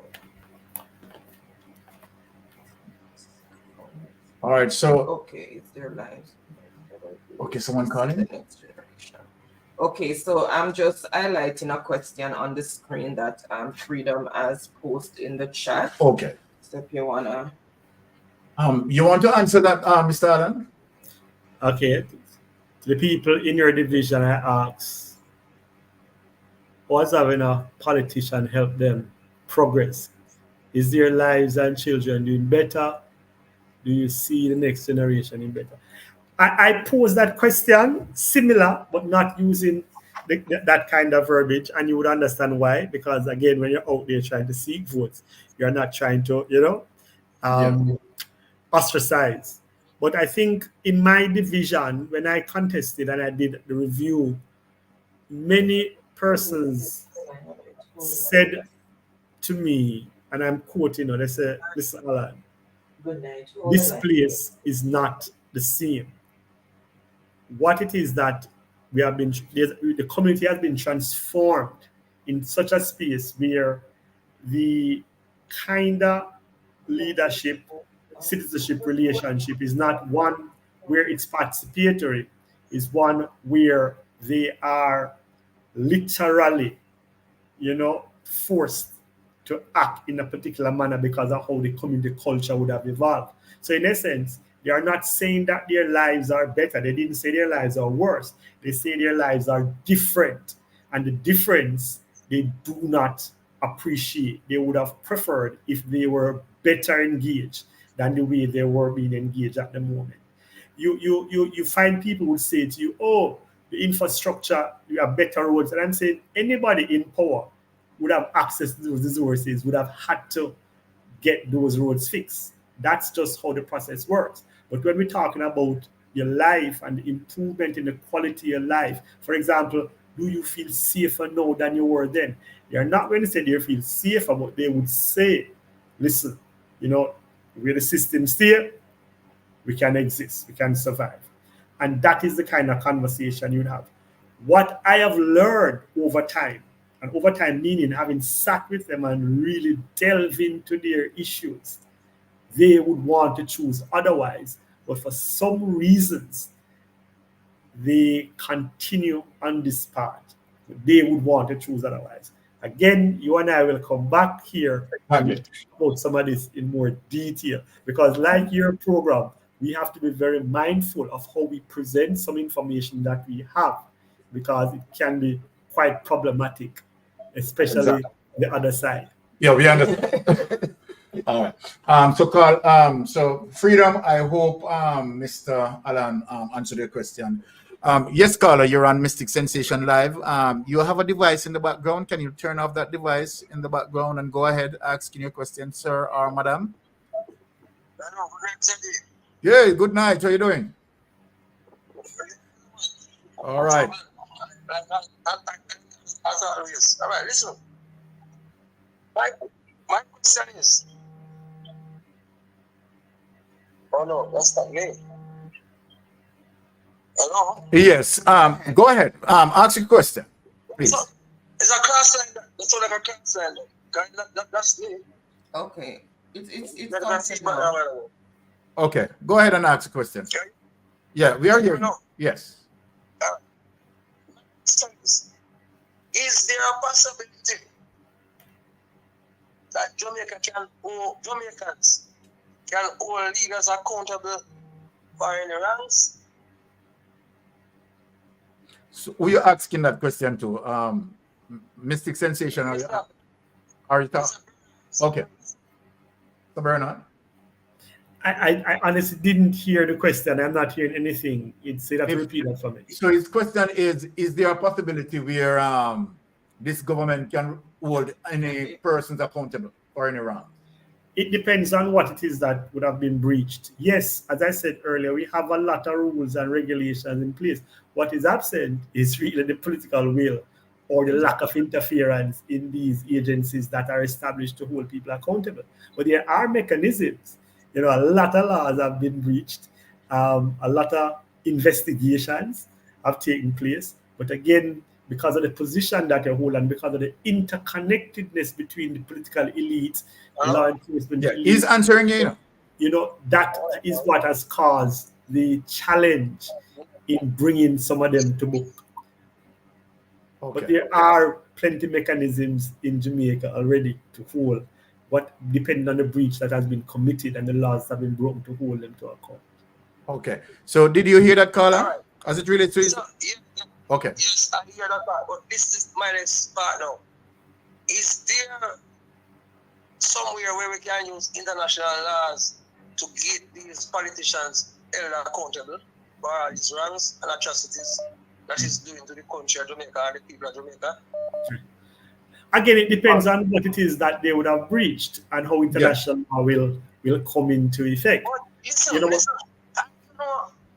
they breach the Constitution on a whole, right. They've been fumbling with the Constitution so many times. Right. But we would have held them to account. We would need international law for breach. Everything is just a breach. I mean, 8 years of breach. Yeah, but Carla, hold on. You have to allow Mr. Alan to answer your question, right? So just allow him to answer your question. Yes. I am saying that in many of those breaches, they have been held accountable. I think what is the next step is to vote them out. They have been held accountable. The attempts that were made by the Prime Minister, a number of occasions to breach the Constitution, the courts have held that you are in breach. The fact of the matter is that is not enough to take them out of office. That's not an impeachable offense, but they have been held accountable. Now we have to vote them out. That is the point. We have to vote them out. You mentioned international law. International law doesn't apply like that. You have to exhaust all local remedies first. And these things will not meet that threshold of international law to step in. It has to be a massive breach of a criminal offense that stretches across jurisdictions. We call it transnational crime. And a lot of that is happening. It's just that we are not holding politicians yet because they have allowed people to take the fall for them if they were involved, I'm saying. But there are laws, there are institutions, there are partnerships, there are multilateral agreements between Jamaica and other countries that can help to bring people to book, but you have to build that case against them. All right. Okay, let's get that. Okay, so this is what I'm asking. This is what I'm asking really, though. Because there are so many things to hold them accountable. And it seems like we have no rules and no laws in Jamaica to hold them. This is the problem. Okay. And people are afraid to talk. All right. So Carla, yes. So I'm going to allow the other person to call, and this I just want to add just this one more caller. So yes, sir. Exactly. Just one more call, and then that's it. Because we Mr. Hallan has other occasion to attend to. All right. Thank you. All right. Answer this. Okay. Answer that. Okay, thank you. So, Sir Alan, just one more question, and then I just have you okay.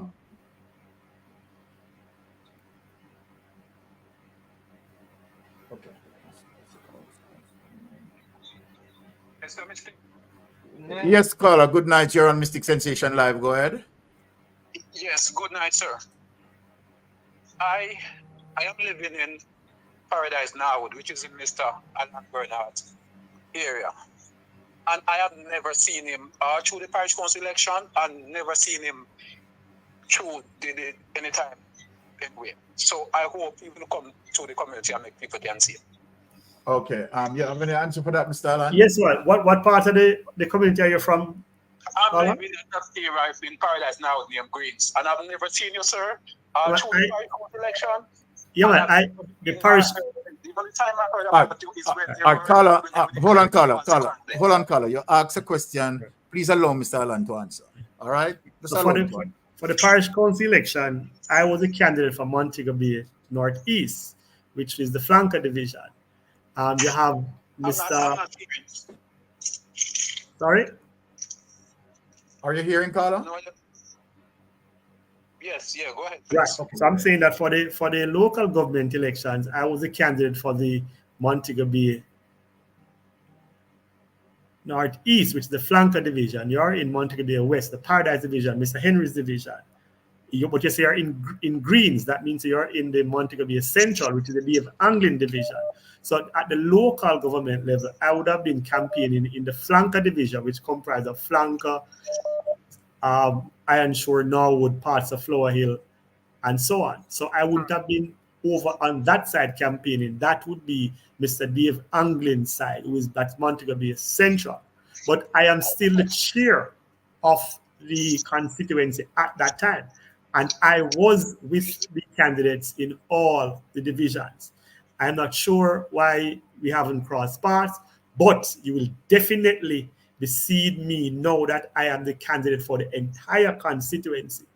In fact, the Montego Bay Central is to be having their divisional conference on the 30th, and the Montego Bay West is to be having their divisional conference on the 23rd at the Norwood Basic and the Albion primary respectively. I hope that we can see each other, and you'll remind me that we met first on Mystic Sensation, and you and I can have a long conversation and remain in constant contact. Okay. So you have that color. What he's saying. Okay, go ahead. Let me just say this. What I am saying, I know that you were not the councillor, but then you were also named as the MP. But what I'm saying, you guys should probably get together a little better and to, like walk around in communities. Because I never stop trying until I get Mr. Anglin. I try and I get him, and then finally come over here and he walk a little bit. Just the last day before election. And we don't want that for people to be just hearing that you are the candidate. And we don't say we want to see you. We are not looking at anything, but we want to see you. Totally agree. Totally agree. And that's why I'm calling to find out, yes, we want to see you. And other people in the community want to see you as well. We don't just want to hear you guys talk, say, you are the candidate and we're not seeing you. That's why I'm trying to call and to make sure that we see you. And I appreciate it very much. You as the candidate. I know I was watching, I know everything, but I've never, this is the first I ever tried and able to get you. All right. So what Mr. Alan is saying is that now going forward, you will definitely see him. All right? We can't afford any more this man, sir. Well, he's there to change him. and I really appreciate it. Yeah, man. You're going to see him. You're going to see him. Right? So big up yourself, Carl. I really appreciate your call. All right. Can I get the caller's name if you're not if he's what's your name, caller? Because he's interested in meeting you. I'm not going to give him my name, but anytime I see, I will tell you who the person is. Not a problem. Not a problem. All right. Thank you, caller. Really appreciate your call. You're welcome. All right. So I'm going to cap it there. Right. So for persons who just missed the opportunity, I'm just going to cap it there. Because again, we have to stay in the arrangement and guidelines that we had agreed on. So, Mr. Alan, I just want to say, right, a big thanks once again to be on the program, and we are looking forward, Mr. Alan, to have you again on Mystic Sensation. What say you? I am ready. Okay. All right. So have a wonderful night, sir, and have a wonderful weekend. All right. Same to you and all your viewers, listeners, and subscribers. All right. People, make sure you go out and vote Alan Bernard for St. James, right? Candidate. Northwest St. James candidate. Remember. Okay, hold on. All right. Carla, all right. I'm just going to patch you through. Go ahead and ask the question. Mr. Bernard, have you looked at the new constitution reform? I'm not hearing properly, sorry. Have you educate your citizens on the danger of voting for JLP government and that constitution reform? Yeah, the party is actually... Yes, the party, we have been talking about it in our divisional conferences are happening now, and so that's a topical issue. The party is going to be sitting at NEC, coming and other RECs and so on, just to flesh out the approach that we will take to our people. So yes, those plans are afoot. Okay. All right, so thank you. You're welcome, and thank you for calling. Let us cap this. All right. Yes, Mr. Alan, I want to say big thanks again and have a wonderful weekend. Right, we appreciate your presence here on the program. Feel free. This is your home. Thank you very much. You're welcome, sir. Yes. All right, blessings. All right. Have a wonderful weekend. Okay. All right, so there you go. That was Mr. Alan Bernard there. Quite articulate. Right, and we can't able people to have talent, political talent like Mr. Alan escape us, right? We have to make sure that we put him right in Parliament so that he can work on the people's behalf and we can dismiss right, this current government that have no checks and balance, nothing about honesty and integrity, right? So people, make sure that we are doing the right thing. All right, let us get into the meat of the matter where the program is concerned. Mystic Sensation is now moving up to the ladder. All right. Now, we heard the news as it relates to, Mr. Fitzbailey, right, to retire, right? But let us get into that, right? And hear how he has been applauded as being an angel. So let me just play this for you. It's a TikTok.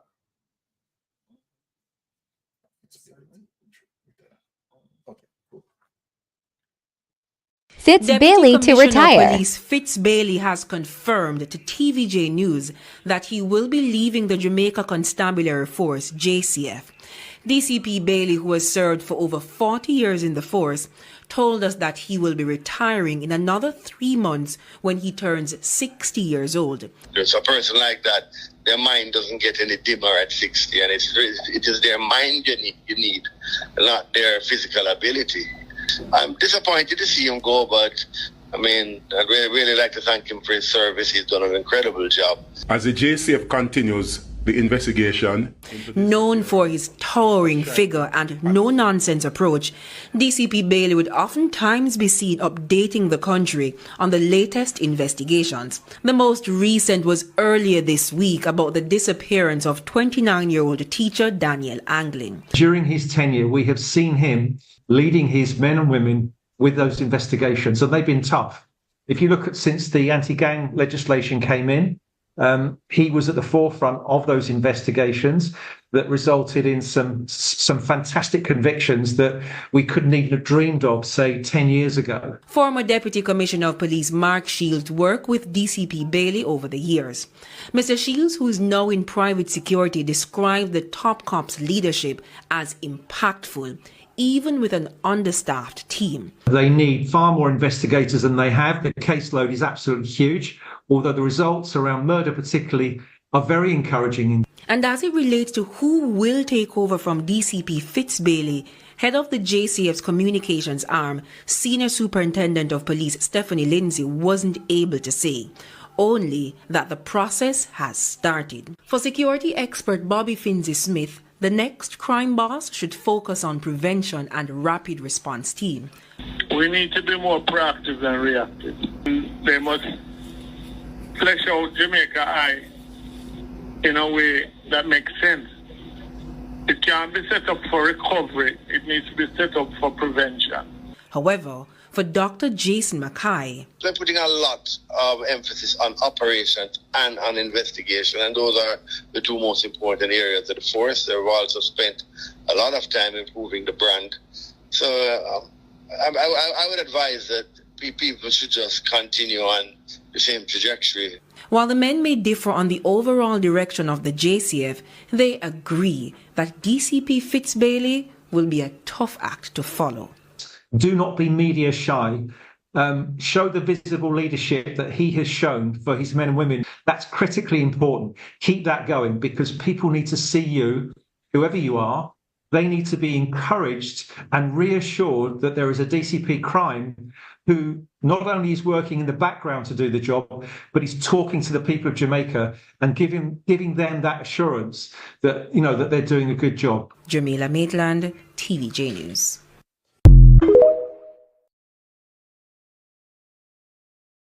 Coming in right here.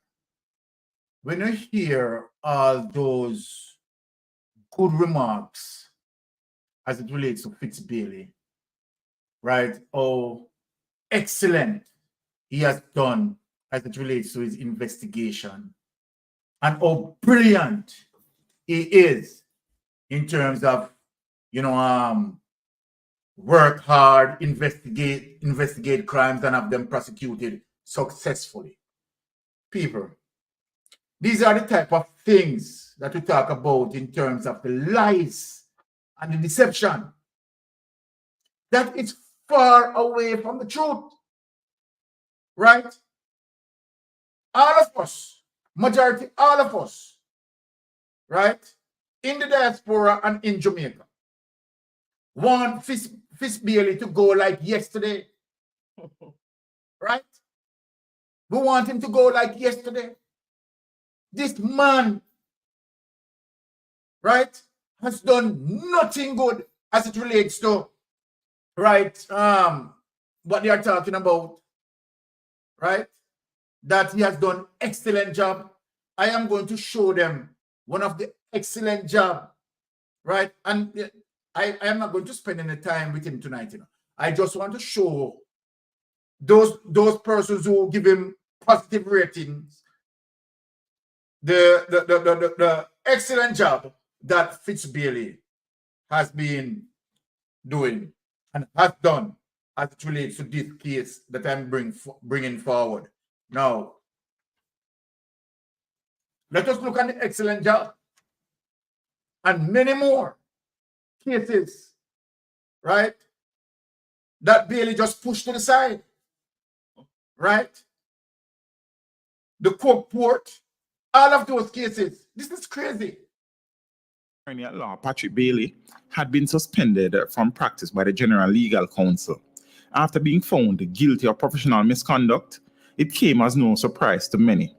As to say that Mr. Bailey has had a checkered past would be greatly understating it. Teach them! Always make sure the message will reach them! In this latest checkmark against the attorney, the GLC made the disclosure that the order, which took effect on the 13th of April, was made by a panel of its disciplinary committee after hearing evidence of a complaint brought against Bailey by one Melissa Golding. The GLC said Bailey was ordered to make restitution to Golding in the sum of 190,000 Jamaican dollars and cost of $20,000 to her, as well as $20,000 to the GLC. The council also said that Bailey is not entitled to practice until restitution is made. This, however, isn't the attorney's first involvement in questionable situations, as he was arrested on Monday the 30th of March 2015 and charged with fraud. Information surrounding that case is that on September 15, 2007, a report was made to the police that Mr. Bailey was asked to act on behalf of a client in a property transaction. The property, valued at 25 million Jamaican dollars, was however allegedly transferred to another person without the owner's knowledge and consent. As a result, the police commenced the investigation and Bailey was subsequently arrested and charged. Bailey went on a trial for fraud in 2017 after he was accused of defrauding St. Catherine businessman and land developer Stafford Dixon in a land deal. Prosecutors alleged that between 1995 and 1997, Mr. Bailey sold a 22-acre property in St. Catherine on behalf of Mr. Dixon. The land was developed into a housing scheme, but according to Mr. Dixon, he did not benefit from the sale. Mr. Dixon testified that he did not authorize the transfer of the property and that this was done by the attorney without his consent. In 2007, Mr. Dixon had filed a lawsuit against Bailey, seeking to recover $90 million he said was owed to him. Mr. Dixon claimed he should have received $105 million from the sale of the property, but only received $16 million from Mr. Bailey. He claimed the attorney reneged on a consent agreement signed in December of 2007 to pay over the balance of the money. Mr. Bailey had denied the allegations. In June of 2018, Bailey was freed of fraud-related charges in the case and was acquitted of conspiracy to defraud in the Kingston and St. Andrew Parish Court after the presiding judge ruled that there was no case for him to answer and upheld a no-case submission by his legal team. In making her ruling, the judge said there was no evidence of any conspiracy by Bailey and that the evidence of the complainant has been shattered beyond repair. Bailey, who was arrested and charged after the elderly Dixon complained to police investigators that he hired the well-known attorney to handle a land transaction and a joint venture housing development, However, according to the allegations, the project failed, and Bailey forged a transfer certificate that caused Dixon to lose his 22-acre property and having to pay his prospective business partners over $28 million. After being acquitted, Mr. Bailey then filed a lawsuit seeking millions in damages against 4 defendants, including the government. The defendants were real estate agent Stafford Dixon, who was a complainant in the case against him, head of the fraud squad, Superintendent Anthony McLaughlin, Clerk of Court Shanna Ormsby, and the Attorney General. Bailey explained that the Clerk of Court was sued for misfeasance because of the way the case was handled, and suggested that the clerk did not seek guidance from the Office of the Director of Public Prosecutions. Bailey was seeking damages against all the defendants for malicious prosecution, as well as special damages of $2.5 million. He was seeking damages against Superintendent McLaughlin and the Attorney General for false imprisonment. Bailey also sought aggravated damages. It was Bailey's contention that from the time he was arrested and charged to the time of his acquittal, he suffered anxiety, mental and emotional distress, sleep disturbance, loss of appetite, social withdrawal, demotivation, and demoralization. Bailey, who had been an attorney since 1977, said the incident had adversely affected his law practice. No, I am not certain how the lawsuit ended, as my research found nothing in relation to a ruling in that case. However, the most bizarre incident in relation to Bailey occurred on the 30th of September 2016, when the body of 51-year-old Jamican Jr., also called Gully, was found with bullet and multiple stab wounds at Mr. Bailey's Barbican Road residence. Bailey reported to the police that Jr. was living at his residence for some time, and he found him dead in his living room. The cops recovered a spent shell and a knife at the scene. Mr. Jr. was found with more than a dozen stab wounds and a gunshot to the head in Bailey's living room. Police reports had stated that Mr. Bailey stumbled upon Jr.'s body about 4:30 a.m. that morning. The knife reportedly used to stab him was found beside the body. The police also said that there were no signs of forced entry to the premises. Incredibly, Bailey was almost immediately ruled out as a suspect and placed on bed rest by his doctor and client, Jephthah Ford. Bailey had reportedly exhibited signs of being unwell after the murder, and Ford instructed that he should be confined to bed and told the police that he was not fit to give a statement at the time. The statement came approximately 2 weeks after the body was discovered. Our orders after consultation, he is not able to give a statement or to meet anybody at this time because of the delicacy of his condition, Dr. Ford said at the time. Ford further stated that Bailey was exhibiting signs of stress and that his condition was being monitored. He said that if Bailey's condition worsened, he would be hospitalized. Ford further stated that Bailey suffered a stroke in November of 2007 and that he suffers from slurred speech and a little bit of incoordination. The doctor said that by ordering Bailey to stay in bed, he was actually trying to prevent him suffering another stroke. We were hoping that everybody will understand and cooperate, he said. We fear that if not properly managed, we could end up with a situation that we certainly don't need, Ford said. Now, in February of 2019, 2 men were held in connection with Junior's murder, but were later released. An email correspondence from the police said that Junior's killing had been linked to the Umbrella Gang, which operates mainly in Newlands, Portmore. In the matter of Jamican Jr., investigations to date have discovered several leads, which, when explored, have proven futile. Statements have been recorded from Mr. Patrick Bailey, at whose home the incident took place, as well as a relative of Mr. Jr. It is theorized that members of the Umbrella Gang, which operates in the Portmore area, may have committed the murder. 2 persons linked to that gang were taken into custody and subsequently released, because there was no physical evidence or eyewitness linking them to the scene. Their fingerprints were taken, but did not match those from the scene, the JCF email said. The JCF email further stated that Mr. Patrick Bailey was interviewed a second time in May of 2018, based on information gleaned by investigators.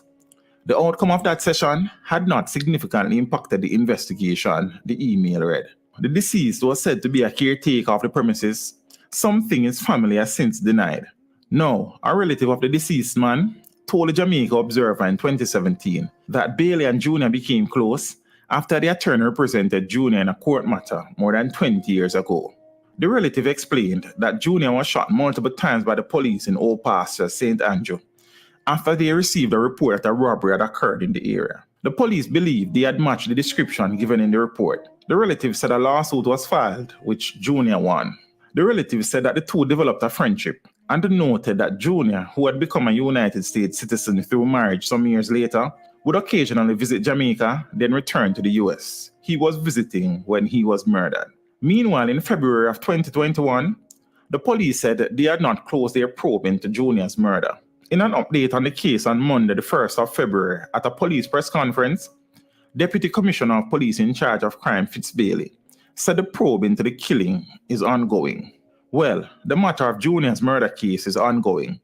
It is not yet closed, but the truth is we go by the evidence, and I don't think we have adequate amount of evidence to advance a criminal prosecution at this time, he disclosed. Of note, Patrick Bailey along with Hugh Small and Frank Phipps were members of the Jamaica Labour. Okay. So, people, let us discuss this. We have heard, right, on the previous information, how excellent of an investigator, right, Fitzbailey is, and how he's going to be missed.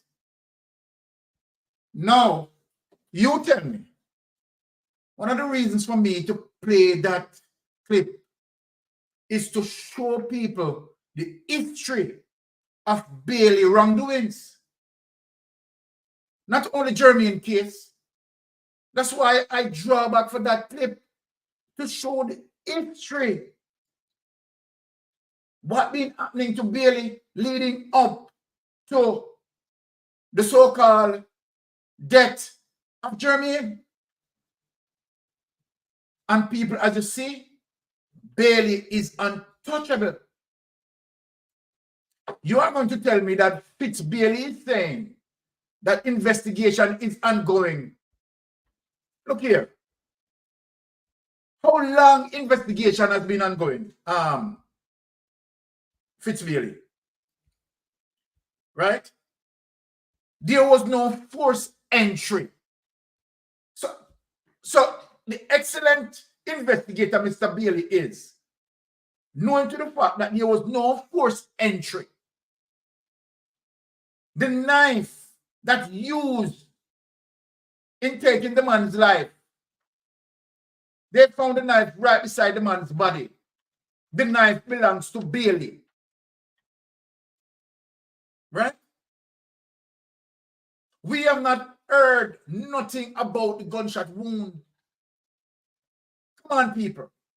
And yet, you have these people talking about how excellent Bailey is.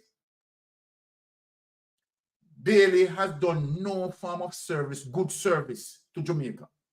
Right? And he's not going to be missed. He's not going to be missed. Now, people, when we talk about the Jamaica Labour Party government, how toxic it is. Right? We want to see this Jamaica Labour Party government behind us. Now I'm going to get into some more grievous things tonight. Now, people, look at this. Now, we know how fundamentally important it is, right, for Jamaicans to own their lands. But we have seen this government, right, force many people out of their lands. Trick them and take the lands from them. Trick them, I mean literally trick the Jamaican people who voted them in. And literally stole the people's land. Now, I'm going to show you the level of the wickedness as it relates to the Jamaica Labour Party. And I'm going to play clip by clip for you to understand what I'm saying. So the first clip that I'm going to play, look at this, people. Look at this. We are getting into the evidence. Look at this.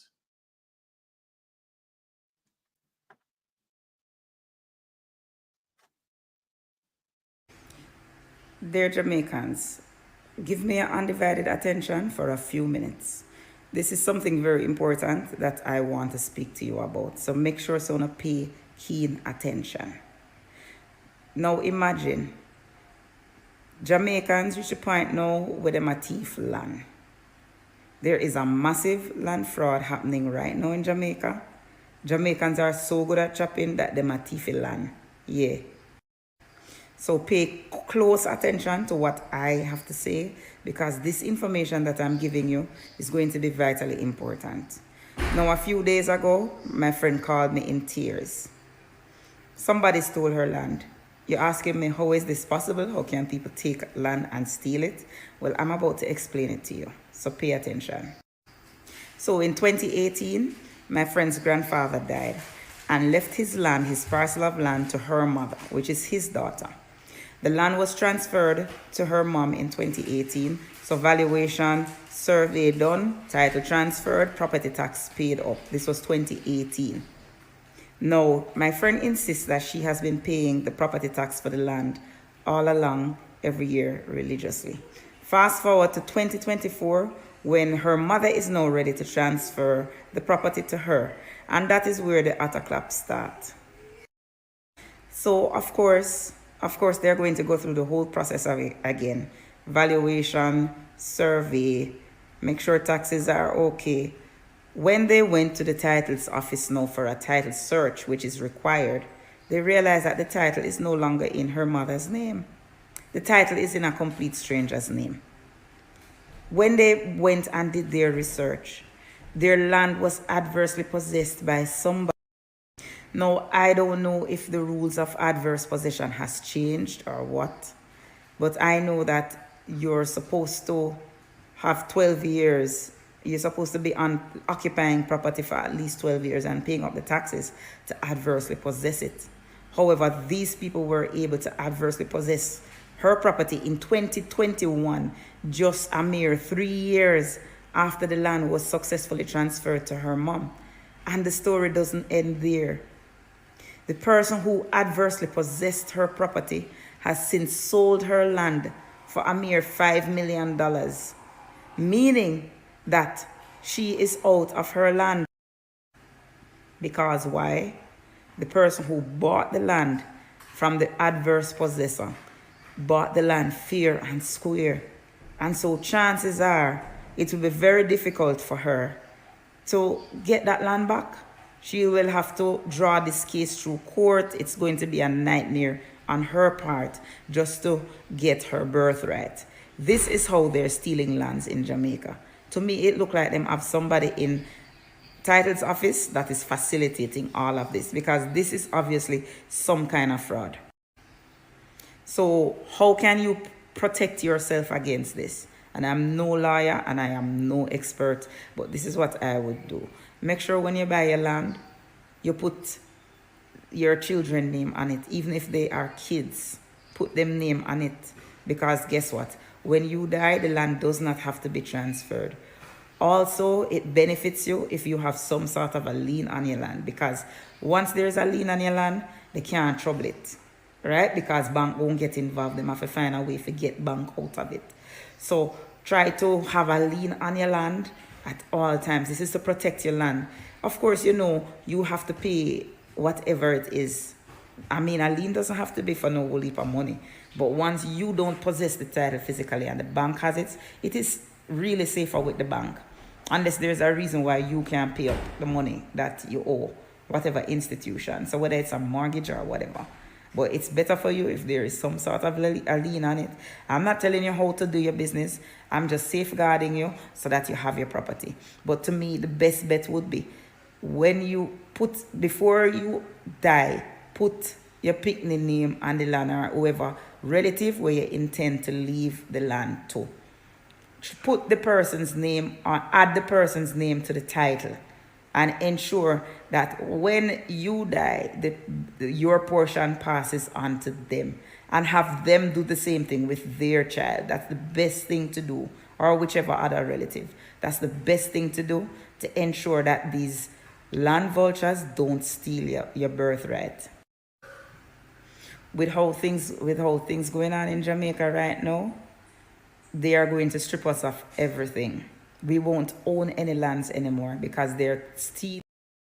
Okay, big up yourself, Kamala, for that. And people, remember, you know, go over support Kamala and support Aromatic. Always remember to endorse. Now, people, one of the reasons why I brought that tip forward is to show you one of the wickedness, right? A GLP member of parliament had done, right, to done to some people, right? And we are going to go back to St. Thomas. I want to show something, right? Because this is the similar trend that Colonel Charles had done.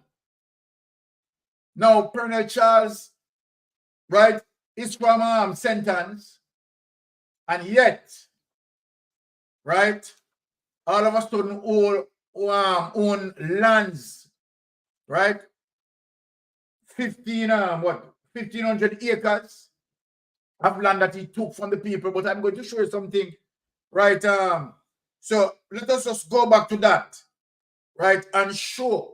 Just imagine, these are people, right, in St. Thomas that voted for Colonel Charles. Voted for Colonel Charles. These are people who occupied the land for several years. Several years. Right? Several years. And Colonel Charles did not help the people in terms of having the people, you know, appropriately register the land and so that those people can become landowner. What Colonel Charles did, right, is a total wrong to the people. So without any delay, watch this, people.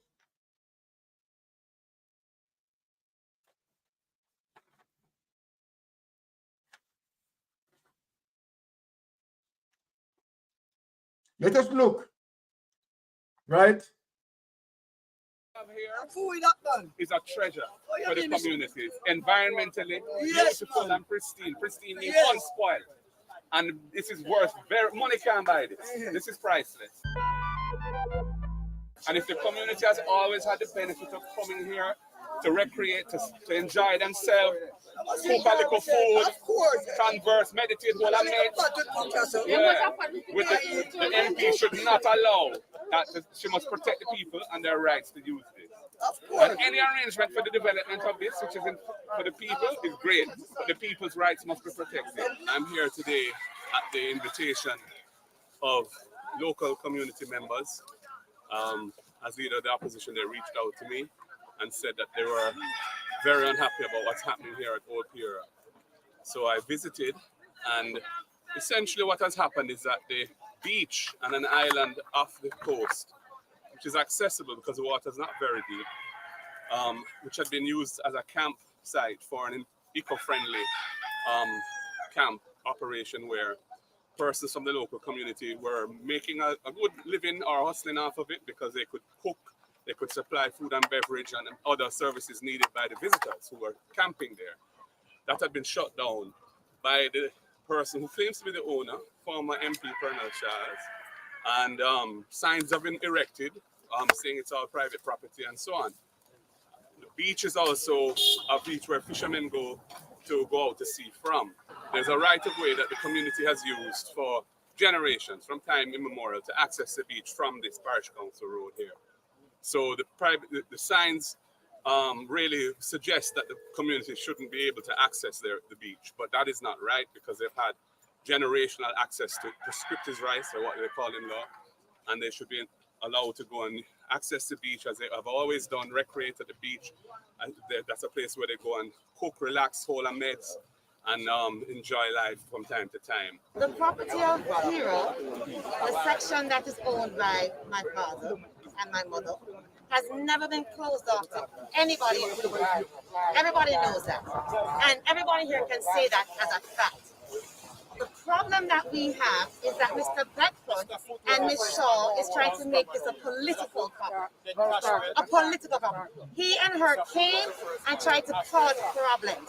There's a gentleman that came from England that had a camping event.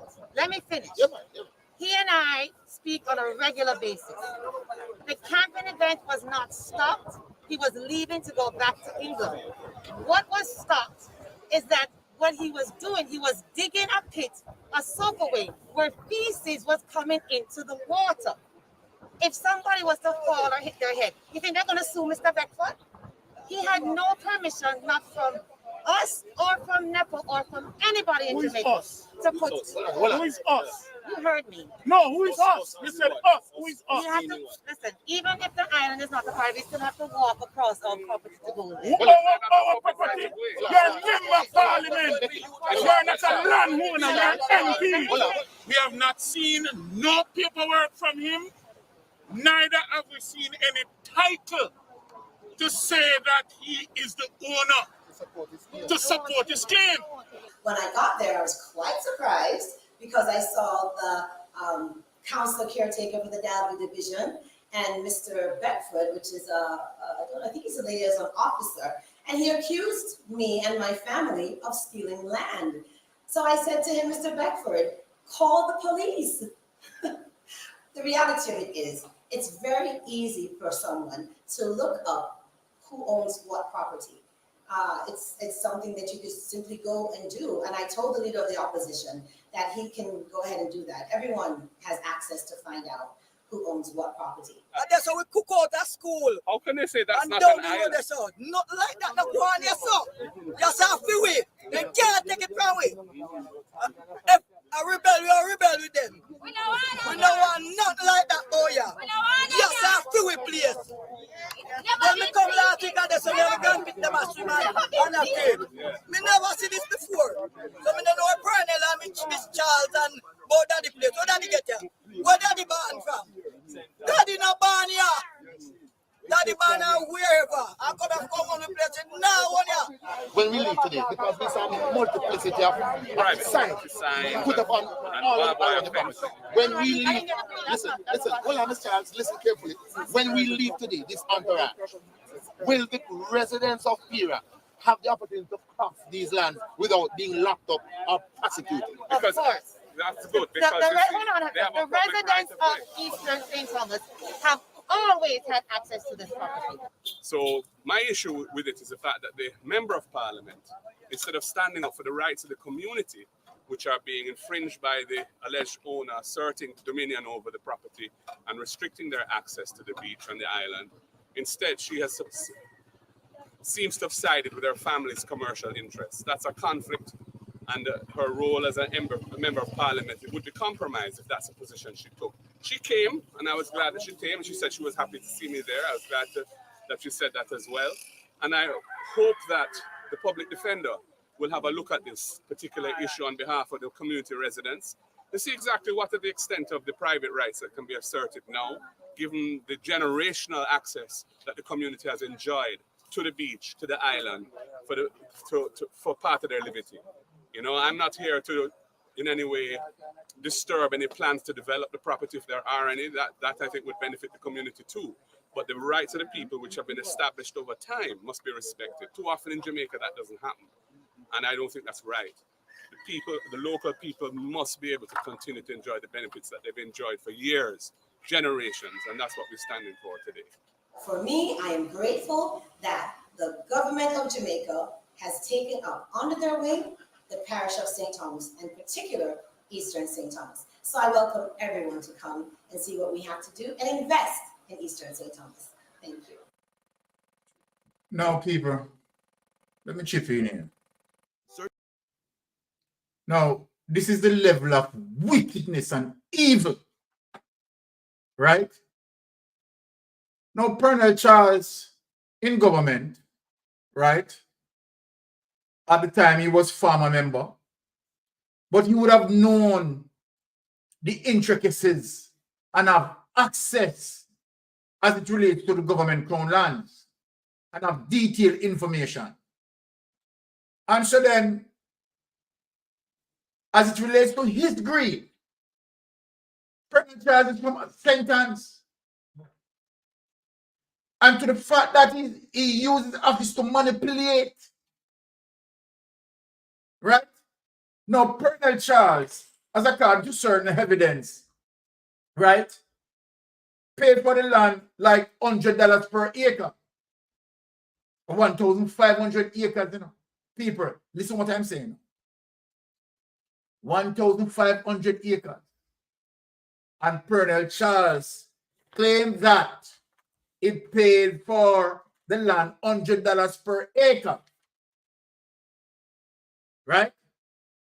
So then the total cost would be $1,500.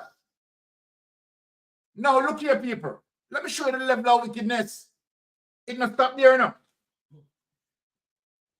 So then, as it relates to Colonel Charles' greed, Colonel Charles realized that the people occupied the land for years upon years, generation upon generation. The land has been there, and the people them vote for you. Why you never try to help the people? Tell the people them the appropriate process in terms of them being a landowner. But no, you want it for yourself. No, me go and show the people them what you do. But people, remember now, Colonel Charles pay for the land as it relates to $100 per acre. $1 per acre? I think that never said $1 per acre. So time we needed it. Okay, so may I give him bigger ratings there. Okay. Well, let us talk about $100 per acre. Watch this now, people. Colonel Charles and his family, just like how you see the trickery with the Jamaica Labour Party government, right? Taking out shell companies, right? But I have been told that it is $1 per acre. That even make it more, oh my goodness, that even make it more vicious. So let us utilize the $1 per acre. Really vicious. Really vicious. Now, Colonel Charles, as it relates to Jamaica Labour Party pattern of behavior, taking out shell companies, right? And doing all their wrongdoing. Look what Colonel Charles did. Let us go here. Colonel Charles. Colonel Charles make sure they also take out a real estate company.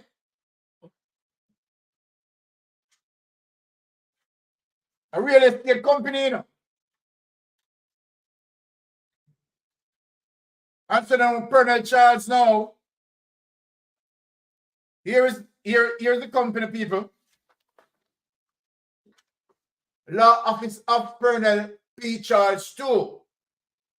Right?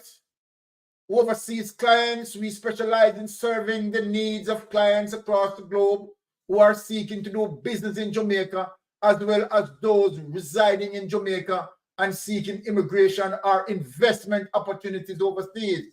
Our clients primarily resides in the US, UK, and Canada, but we use smart technology to ease the burden of communication with you regardless of your jurisdiction.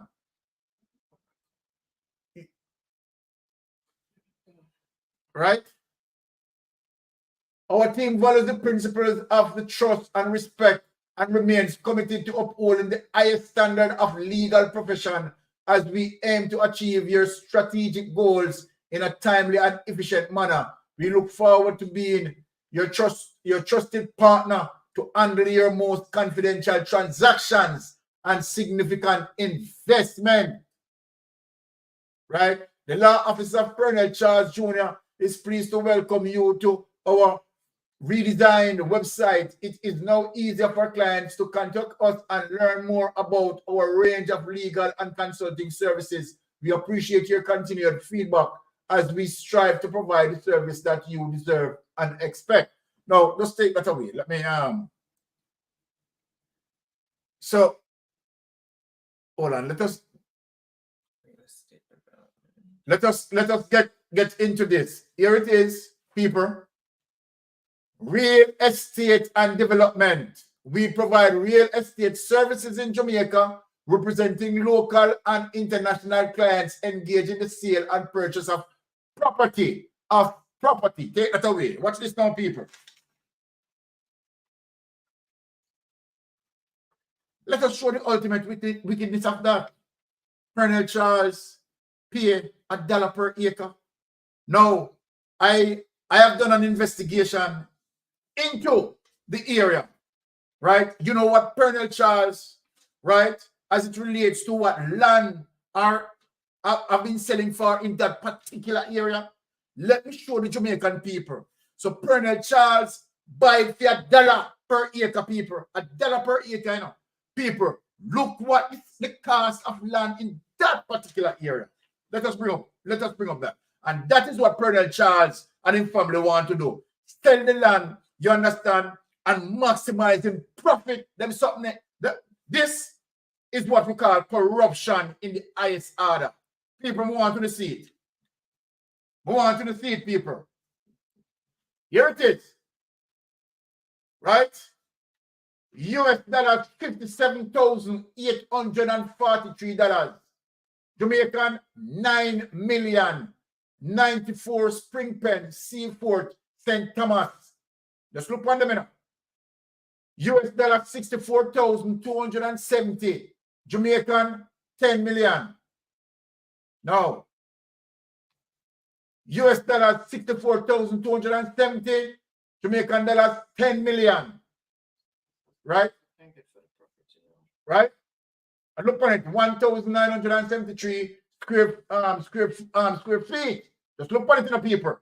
US dollars 64,270, 10 million. Mount Stewart 2,850, St. Thomas 217,800 square feet. Right? 500 square foot. Now, look here. US dollar $19,281, 3 million. Danvers Pen 2,834 St. Thomas, right? 13,068 square feet. Watch here. US dollar 720,000, right? The Rhine Bad St. Thomas, right? So just let us take that away and just showing people, right? The viciousness of the Jamaican Labour Party, right? So Colonel Charles now, who had purchased the land now for $1, right? How much you think Colonel Charles is going to sell that land for, right? And then the original people who were there, right, who is utilizing the space to do their aquatourism, right, being run off, being kicked off, right? That is the way how Colonel Charles treated Jamaican. This is the way how Jamaican Labour Party treating Jamaican, right? And they are going to now sell it out to their big friend, UK, US, those people they are interested in to sell it, so, right? So when we look at that and see the corruption, the wickedness and the corruption, it is unbelievable. Now, people, we are only showing the corruption that exists as it relates to the Labour Party. Now,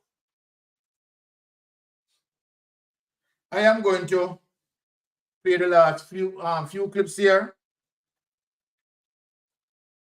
And I am going to show you how Uncle Ian schooling Matthew. All right, so let us look on this and see how, right, Ian Hayes is schooling Matthew, right? Putting some wisdom in Matthew's head. Now let us look at this.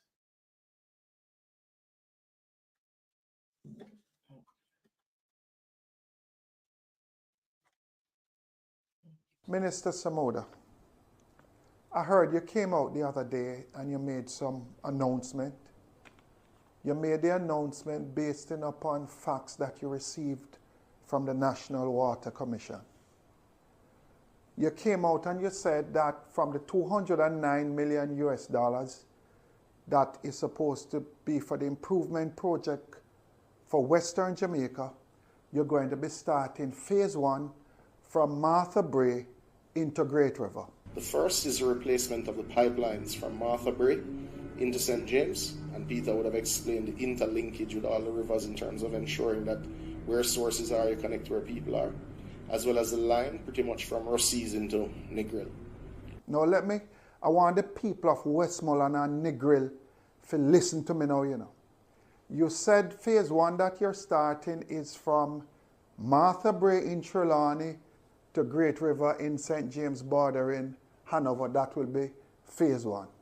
Now, Minister, from Martha Bray to Great River, it's anywhere between 55 and 70 kilometers of pipeline you'll be running. Between 55 and 70 kilometers of pipeline you'll be running. You then go on to mention that phase 2 will be from Rossies into the west end of Negril, which is another 55 to 70 kilometers of pipeline. And you said you'd be running a 24-inch main.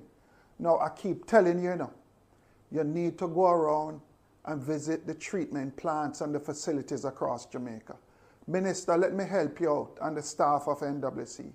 The pipeline from Great River into Rossies now is a 20-inch pipeline. You cannot run a 24-inch pipeline now from Rossies into Negril when the water that is coming in is being brought in by a 20-inch main. Wrong again, Minister. But I want to go further to the people of Westmoreland. From Roaring River to Negril, it's 32 kilometers a pipeline they would have to run. Now, Minister, let me ask you a question. Why would you go and run over 120 kilometers of pipeline when you can run the 32 and give the people water from Roaring River to Negril? And let me just say something else to the people. The 100 and odd kilometers of pipeline that they're running, they tell you that they're running all the way to West End, that will be for future development. The only way the residents of Westmoreland go and get water into Negril/West End is when they run it from the Roaring River into Negril or from the Carburetor into Negril. That's the only way. Minister, I'm going to ask you again. The people are no fool. If you sit down and they see that you're going to run 100 and odd kilometers of pipeline from Trelawney into St. James and from St. James into Hanover and ultimately from Rossies into Negril, over 100 and odd kilometers of pipeline, why not just give them the 32 kilometers of pipeline from Roaring River into Negril? Stop taking Westmoreland people for fool and stop taking the people of Jamaica for fool.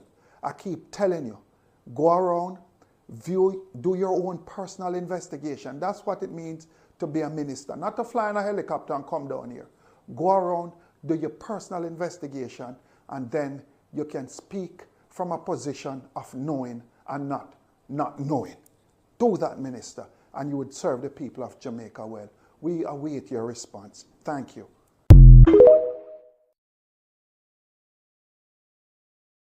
That, and people remember, you know, Mr. Ian Ailes is working very hard on the ground, right, to ensure that service being delivered. And obviously, you can see that much of some of the promising, right, go into the trickery of the politics, promise that they will not able to fulfill. So make sure that we all witness and see the hard work that Mr. Ailes is putting in, calling them out. And that is what we need to understand that this Jamaica Labour Party government, right, only full of promises. We heard all the promises that you can hear from Andrew Honest talking about the first 100 days. Not one being delivered. Not one being delivered. He talk about impeachment, nothing about that. He's now fighting against it. He's now fighting against it. Right?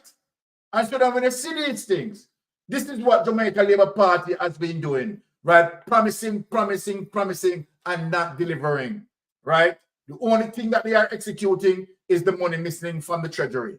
All right. Now, let us go into the next clip here. Wilmington decided to show me some of the very important infrastructure work that he has been doing work in collaboration with Jamaica Broilers, and we just looked at the bridge that's just nearby here that we are going to be rebuilding, totally replacing a brand new bridge with the assistance of Jamaica Broilers. And we're also in the community of Nightingale Grove, and as I am being told, there are 6 rivers in proximity, and when they overflow, the entire area is prone to flooding. So we just observed beyond here works being done to train the river. Gabion baskets are being installed, and the road itself, as you can see, is being resurfaced across Jamaica in almost every constituency. Work is going on a road or two. Almost every constituency, work is going on, right? No, and just looking at people, right? He's now promising that he's going to fix that bridge, right? He's now promising that he's going to fix that bridge. But look here, people. To play politics with people's life is to show you how Andrew Honest is messed up. Messed up. The tri-bridge, as we all know, right, has been down for over 2 years. And just because the tri-bridge, right, centers as it relates to border in Trelawney, and you have a People's National Party member of parliament there, is sabotaging the People's National Party member of parliament by not fixing the bridge. But yet he's going to fix other bridge that does need that form of priority. The bridge that needs the priority, right? He doesn't, right, want to fix it. That having problem prior to him, that no one is talking about that bridge now, that he wants to fix now. But he's going to fix. No one is talking about that bridge that he wants to fix. But guess what? The political trickery, right, and the sort of suppression that he's using, and that's one of the reasons why Tri-Bridge is not being fixed. Just to what? Manipulate, right, the People's National Party member of parliament. Now, let us look at this. Okay. Let us look at this, people. Playing politics with the people's life, right? The bridge that should take priority is not fixing that. Of Parliament for Northwest Manchester, Michael Phillips says the government may have to find more money to fix the Troy Bridge along the Manchester-Trelawney border. Now, the bridge collapsed in 2021 and has forced residents to use makeshift structures to get to their destinations, and now raises concerns about safety while crossing the Hectors River. Madam Speaker, when I look at the bridge last week, the 170 million preliminary costs that National Works Agency have spoken about is going to be more, because the river training that now has to be done because of how the river has now taken away the banking of the river bank of the land area. It is even more a risk and a threat to the adjoining communities. In the meantime, Mr. Phillips is calling for an overhaul to governance structure for members of parliament. He says their role has been limited, for example, debushing and fixing roadways. If we had a system that is better financed and constructed for routine maintenance on our roadways, with scheduled debushing programs and a consistent check on quality assurance for work performed, this would certainly make our people better off.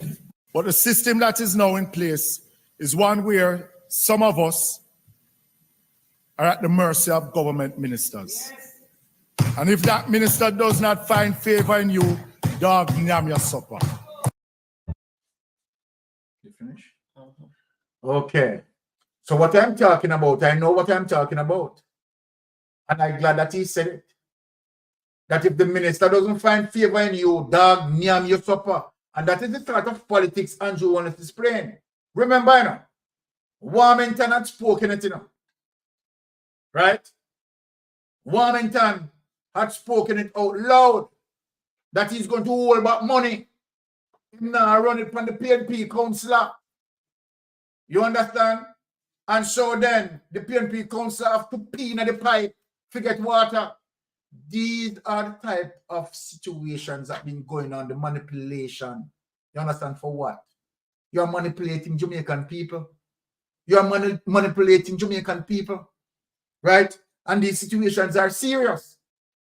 And so here, in terms of the tri-bridge, right, that hinder, I mean, two different communities as it relates to two parishes that connected, right, in terms of having the convenience of that bridge.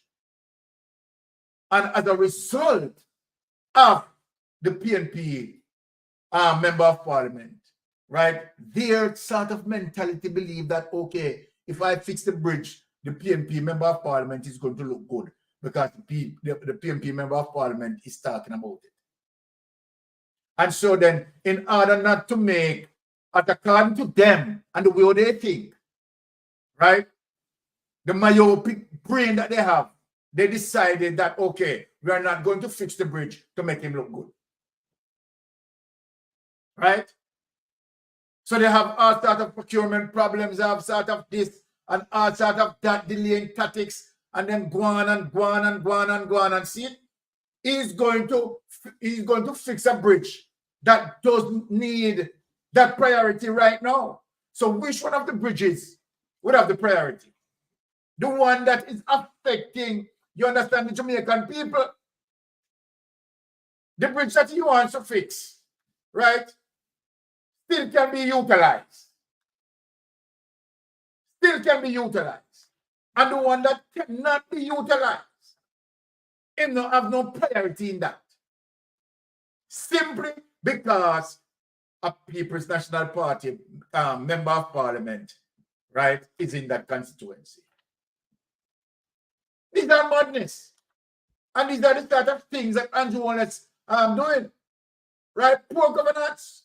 Now, remember, he is the one who came out, right? Maurice Williams said they thrive in deception and destruction, but they are definitely not masters of the craft. They are masters at nothing. I totally agree with you, Maurice. So let's look at it, right? Now, this is what we are talking about. And I'm glad that we had Alan earlier, right? And his main focus as it relates to representational politics, right? Giving service to the people. Now, Andrew Holness, you've totally let down Jamaican people. Totally let down Jamaican people, right? Because you are going to fix that bridge. That is not a priority. Not a priority, right? You have so many school children in that particular area as it relates to the Troy Bridge, right, are in danger. And yet, that is not your priority. That is not your priority as it relates to the ghetto politics that you are practicing. Right? The ghetto politics that you are practicing. Right? That is not good. Now, remember, you who claim that you took 200 and 300% raise, and you said that the reason why that raise is so is because the members of parliament will do work. So you're admitting by you saying that they are not doing any work, right? And they have to get the raise before them do the work. So all right, let me show you. Them get the raise and they are still not doing any work, right? What's been happening is that $1.7 trillion been missing from our treasury. So you pay them bigger and no work being done. Now let us look at this clip.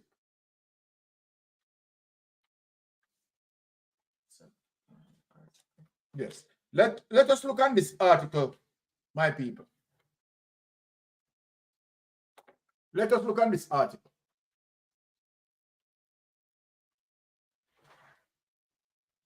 Prime Minister asserts higher salaries will put politicians under pressure to perform. You know, hear what I'm saying?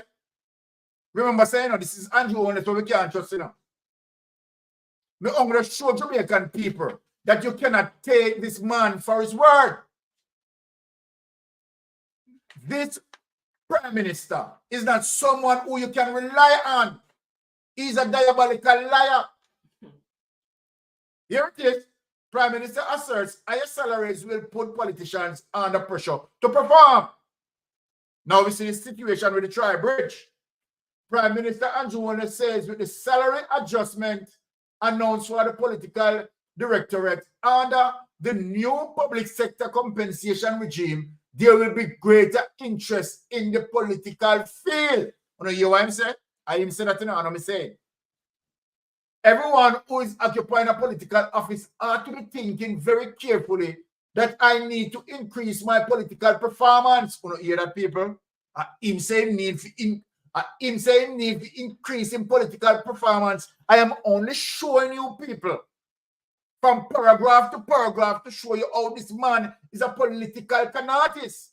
Because there are many young people out there now who have started to look at entering the political field with higher educational qualifications, higher skill level, and higher competencies. He said, you see it?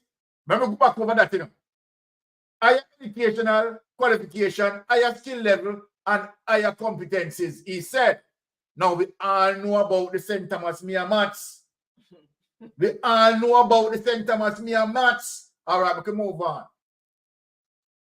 The Prime Minister was speaking at a floral tribute ceremony to mark the 100th anniversary of the late former Prime Minister Hugh Lawson Shearer's birth on May 18th at National Heroes Park in Kingston. You are going to see, as a result of this increase, an improvement in the level of entrance coming into the political field. You are also going to see an improvement in the existing occupants of the post because they have to now step up their game. Only said, people, no member of parliament step up their game. No member of parliament step up the game, step up their game. For him raise the salary, Tri-Bridge still no fix. Nothing being done. Okay, the Prime Minister reiterated the government stance that the adjustments are necessary to attract and retain talent.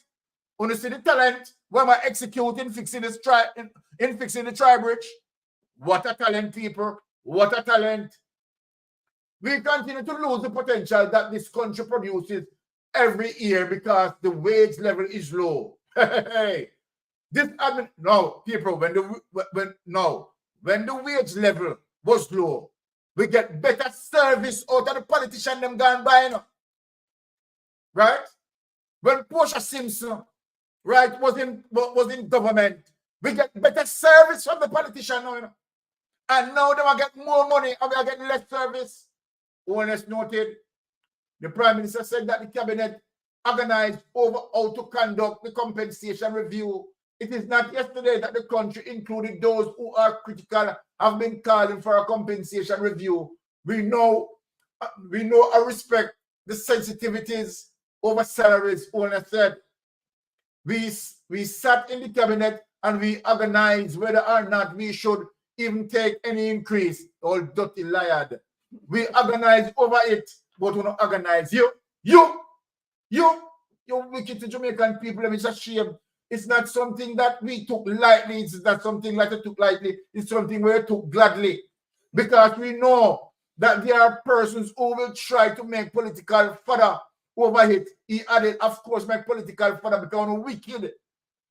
Meanwhile, the Prime Minister emphasized that there is need for a new parliament building. See them start to find ways and means now to pull with the money.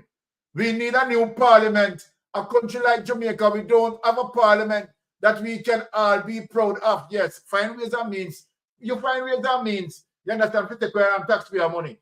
If you try to build one, you are going to hear well, you could have used the money to build primary school, ignoring the importance of ensuring that the core engine of your government can work efficiently. Yeah, the core building where you pay for 400,000 a month. You understand? Where politicians own it, and that you don't want to do.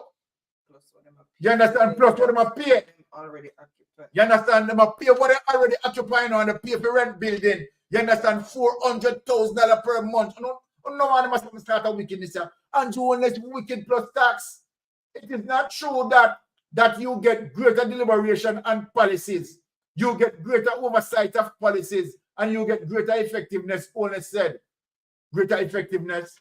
Only said its administration has taken on several nation-changing activities. We want to see one of them.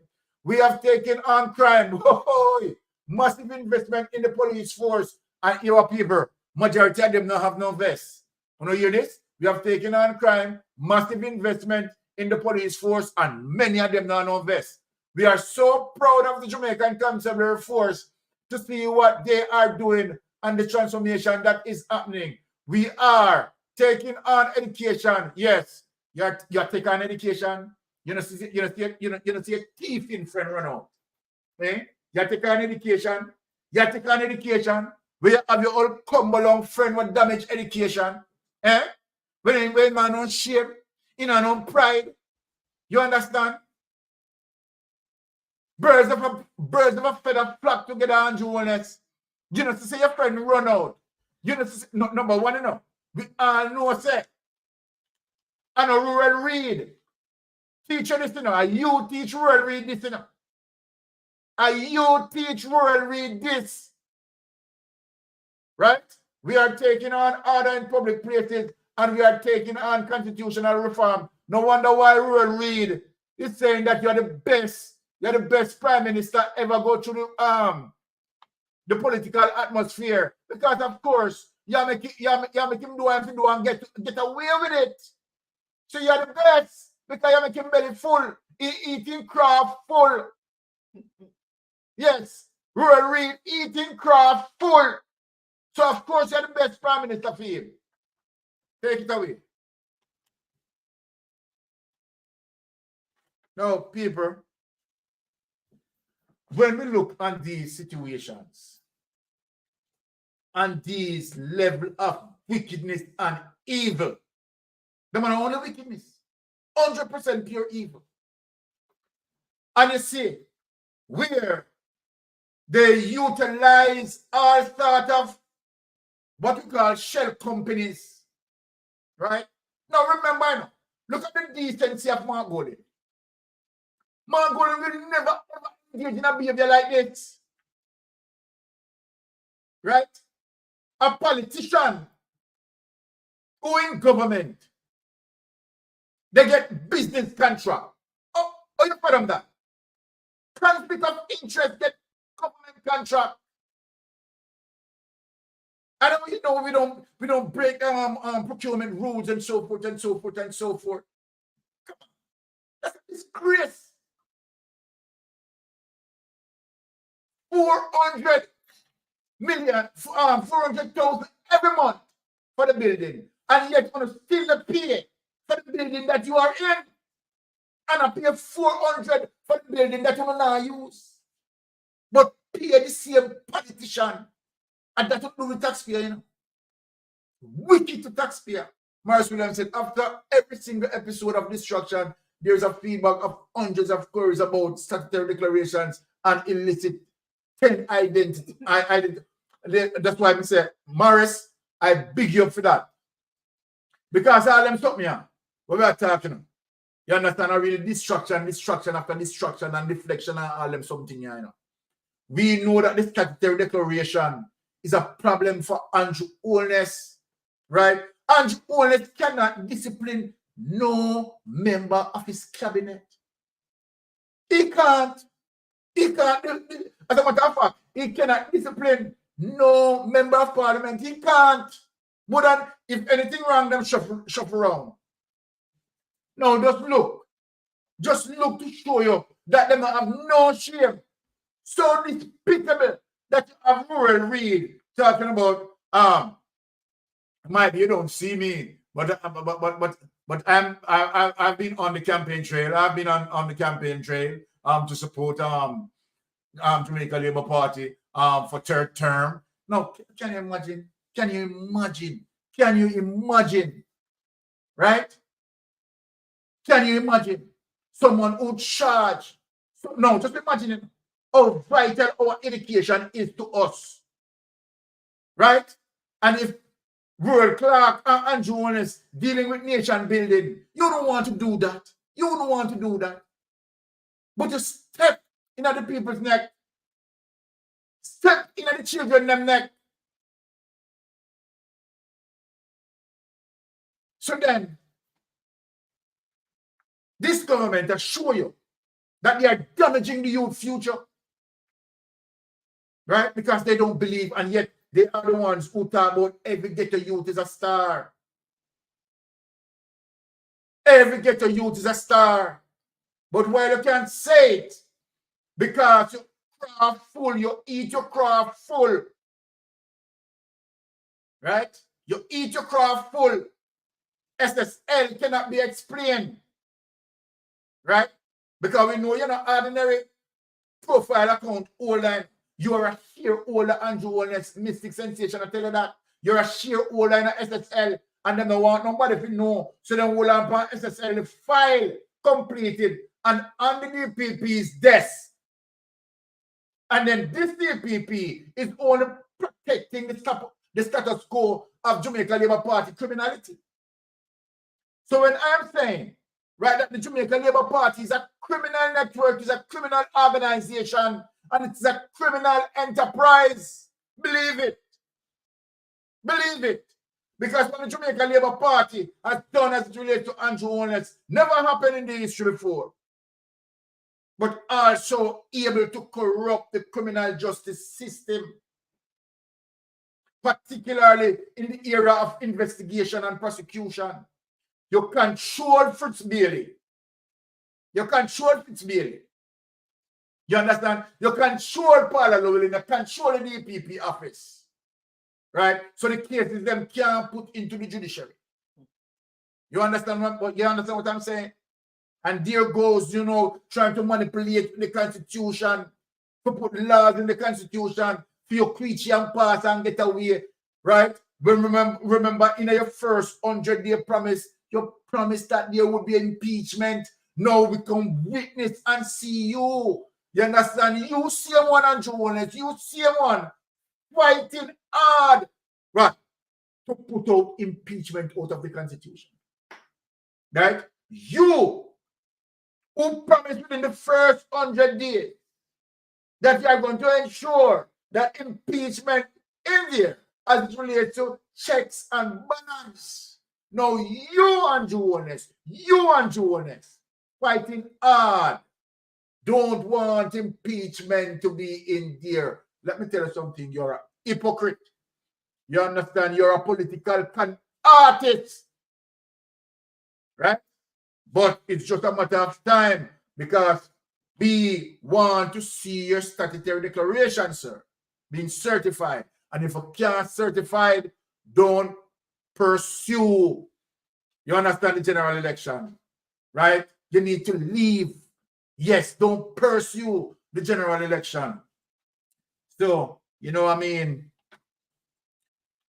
That is, you want to touch these are the stuff. If you want to. Okay, we're gonna see it then. Okay. So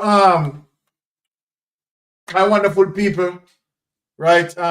Wifey is extremely tired because she has to go to work in the morning and it go. Right, she really extended herself because she was busy through the day today. So unfortunately, we're not going to have Jeopardy. Right, we really apologize for that. But next week, definitely, we'll be bringing forth Jeopardy. Right, we want to say a big thanks, right, for the continuous support. Right, and I am saying that I am so glad for the genuine support that we are getting. Right, K. Watson, but Byron, let's give us a hint of why he chooses Royal Reed to join him. Only said that we'll share the same values. Yes, as e-owners, yeah, the same criminal values. You don't want it plainer than that. A thief wanted thief back home. Bless up yourself. Okay, what's bless up yourself? That you understand? Yes. No, you know, I mean, trust me. As I said to all of my subscribers and viewers and people who continue to come back to Mystic Sensation, right? Morris Williams, the ordeal of falling from such a high position to one of common thief may have damaged this farmer principal mentality. Note like DPP, the highly animated profile. Can you imagine, Morris? You are so right with that. But let me say this, you know, I want to say a big thanks. You know, I really appreciate the level of support that I'm getting, right? Can't complain, right? You always, you know, stand, you know, behind us, and you know, you come out and you support us, and we really appreciate. We love you all, and that is one of the reasons why it gives us the energy, right, to continue, right, to fight, because we are not going to stop from fight until we see our Jamaican brothers and sisters get the job. We deserve better than this. We deserve better than this. We have seen the Jamaica Labour Party, for the history of the politics, right, try to pull us back from developing our nation. We have the evidence, you understand? We are not just accusing the Jamaica Labour Party, right? No, we are critiquing the Jamaica Labour Party on a constructive basis, right? And we know that the Jamaica Labour Party is simply, right, not moving, right, the nation forward, right? And so then that is the situation that we have to make sure that this general election, yes, Mark Golden, People's National Party, we want a leader, you understand, with honesty and integrity, and Mark Golden had exhibited that time and time again. Right? So that is wonderful as it relates to, we guarantee the high quality leadership skills that Mark Golden, right, of course, is going to come and definitely lead from the front. We have realized that several things have happened, right?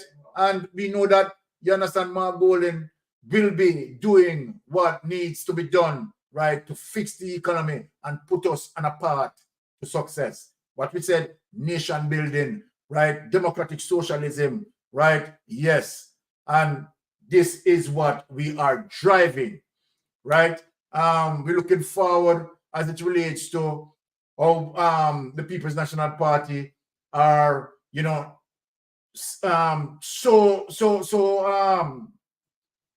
you know, making sure that they are choosing the right candidate, right? And we have seen the brilliancy, right, of all these candidates that come forward, and they need to be given the chance to serve.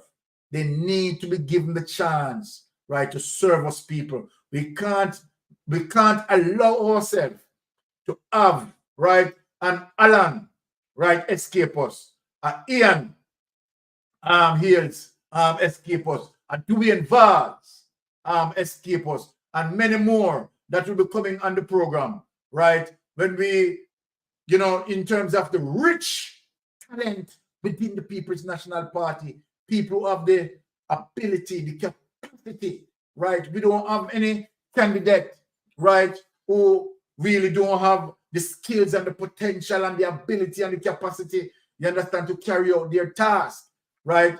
All of who, you understand, we have, you know, come in contact with, you have seen the richness of the representation coming out, and that is what we want. So people, stay tuned. And I want to say a big good night and bless and good weekend to you all. Love you all, my people. And once again, thank you for the support that we are getting. Really appreciate it. Any last word? Okay, guys, thank you so much again for tuning in. Really appreciate, as usual, everybody's support. Kurt and Baron, yes, not working in the morning, I'm working in the afternoon. Oh, okay. So I'm gonna try and be on for the the coverage tomorrow. Oh, okay. Of the march. Yes, yes, I did have a very hectic day today. I had a course, and then I had quite a bit of other things I had to do. So right now my head is really spinning and having a headache. Let me just see. Okay, I'm just looking through the chat. All right, so just a reminder about tomorrow and the busing. Let me just go that over. There's a correction to the number to call. Let me just get rid of the over there so you can see. So the number to call is 767-655-377. Not 655 or 665? 655. Oh, 655. Cynthia, it said it's 655. There was an error with the okay. Okay. So it's 767-655-3377. And for Queens, the bus leaves at 5 a.m. from Springfield Boulevard and from the corner of Springfield Boulevard and Merritt Boulevard. And then for Brooklyn at 6 a.m., departures from Utica Avenue, Eastern Parkway. New Jersey, 7 a.m. From Vince Lombardi rest stop, which is the exit of 16 New Jersey Turnpike. And then the final stop is DC, which you should get there at 11 a.m. to the destination 1520 New Hampshire Avenue Northwest, Washington, D.C. And then the bus is going to be departing at 5 p.m. So please make sure you know the time for those who are going to be there on the ground supporting and want to catch the bus to get there. So yeah, so Cynthia, I think Cynthia says it's 767-655-3377. That's the number, not the 665. It's 655. Right, so thank you so much. And guys, those who are not going to be able to be there on the ground, please make sure you tune in online virtually to support because that helps with the numbers as well. So thank you so much again for tuning in. And also remember the one that is coming up in Toronto on July 26th. Make sure you mark your calendars and support. All right, so yeah, so Cynthia's put the number in the chat again, 757-655-337. That's the number that you should call regarding busing to the destination. Right? Okay, Yvonne said we will be watching from here in Jamaica. Okay, that really counts as well. So thank you. All those who can tune in online, make sure you have your devices turned on and tune in because that's a way of supporting as well if you can't physically be there. Okay, so again, in the chat. Cynthia put it in the chat. All right, guys. So thank you so much, Jeopardy players. Sorry, but we will definitely do Jeopardy next week. All right, so guys, thank you so much. Really love and appreciate each and every one. So tomorrow, support. So until we meet again online or virtually, have a blessed and wonderful night and see you guys tomorrow. All being well.